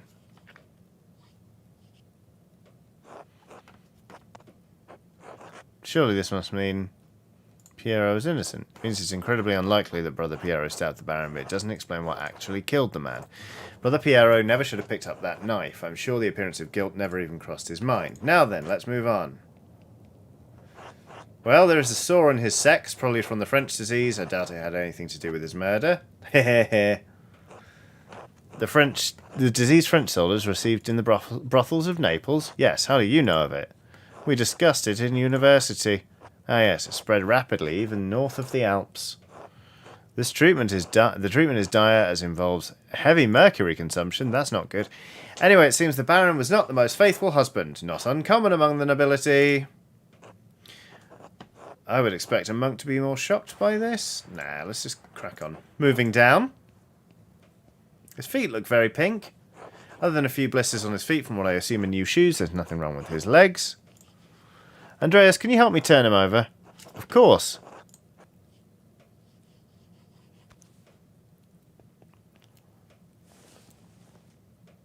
Well, that was easily done. There's a slight irregularity in his spine, possibly from an old injury. I don't think it has anything to do with how he died, though. How could that have happened? I have no idea. Whatever the reason, it didn't contribute to his death. Here it is, a rather dramatic head wound.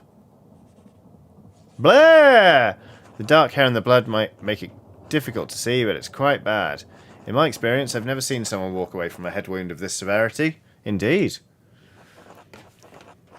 I imagine the force of the impact would have to be quite great to crack the skull. Quite right. I see your medical training was not forgotten. I lack the benefit of university study, but the battlefields of Poland and Lithuania did provide an education of sorts. I wish I'd finished my degree. There's no need to despair. Many hands would make more work in this instance. The wound looks like it was caused by a single powerful blow from a blunt object, probably no more than 4 or 5 inches across. How can you tell? The skull is cracked in a single spot and there is a clear impression in the skin around it. It would take extraordinary precision to hit the same spot twice unless the Baron were already dead. It's likely he didn't die immediately. How long could he have survived for? I've seen similar injuries in battle. The victims don't last more than a few minutes, but it's an agonizing death. Even so, he couldn't have wandered far from where the blow was first struck. So may not have been attacked in the chapter house. It's possible. He was either attacked in the chapter house or someplace in the immediate area. The cloister? Yes, that's possible. It connects directly to the chapter house. High risk of being seen. It was a blunt instrument of considerable heft. The part that impacted him was likely a little smaller than a fist. What if it was Martin's little fist, and he hit him with rings on his finger? Whoever did it got the jump on him. That's the way to do it. A blow to the head. Nah, I don't know. I'd say 2 to 2.5 inches on. That's a pig mallet, a joining hammer, or even a round stone, 4 to 5 inches across, held in the hand. That's specific. Estimating size, distance, and number have always come easily to me. Hopefully your talents will help you find the murder weapon in short order. Whoever did this must have caught the Baron unaware. Save the small knife wound, he has no other injuries. I suppose that he was struck, drew his knife to defend himself, and fell on it before Brother Piero discovered him. So I believe we've discovered 2 important things. Piero didn't stab the Baron, even if he had, that isn't what killed him. Indeed, though it may take more to convince the Archdeacon of Brother Piero's innocence. Also, we know that the Baron was killed by a blow to the head from a heavy blunt object. Now you just need to find what caused the blow and learn who struck it. Oh, there is one other item of interest. I found it in the Baron's jacket, but didn't want to open it without you.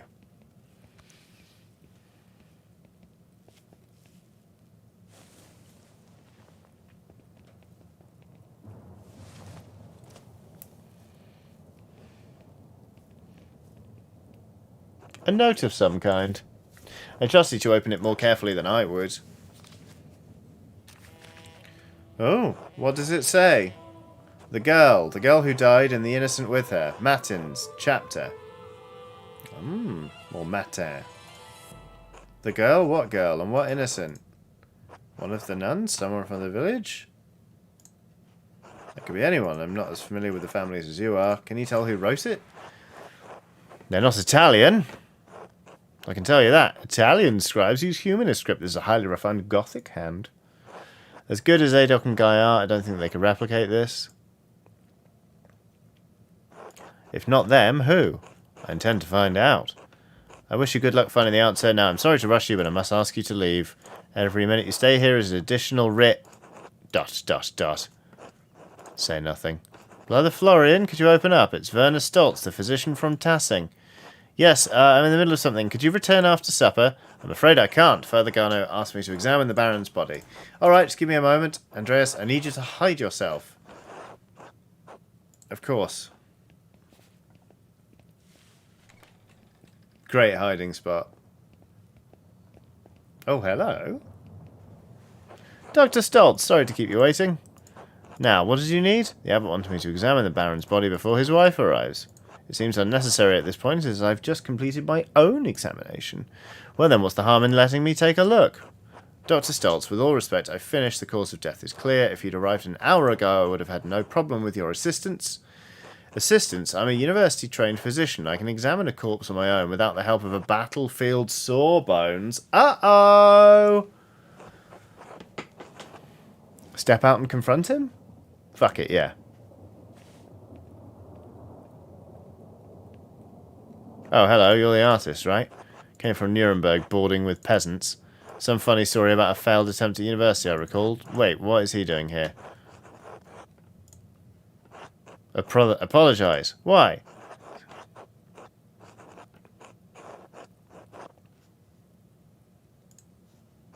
I'm here because the Abbot requested my presence, and he insulted my abilities by suggesting I would need assistance. No insult was intended, Dr. Stoltz, I assure you.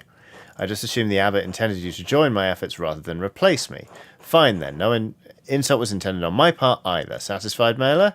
If Brother Florian is, then yes. I am. Thank you for your visit, Andreas. Now I must figure out what the Abbot wants the good doctor to do here. Of course, I'll talk to you tomorrow. Until then...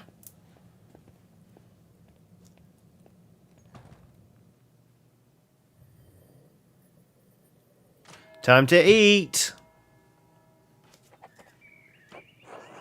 I should find someone to eat with. Why? What's wrong with eating alone? I can't get that note out of my head. The girl who died and the innocent with her. What could it mean, and who wrote it?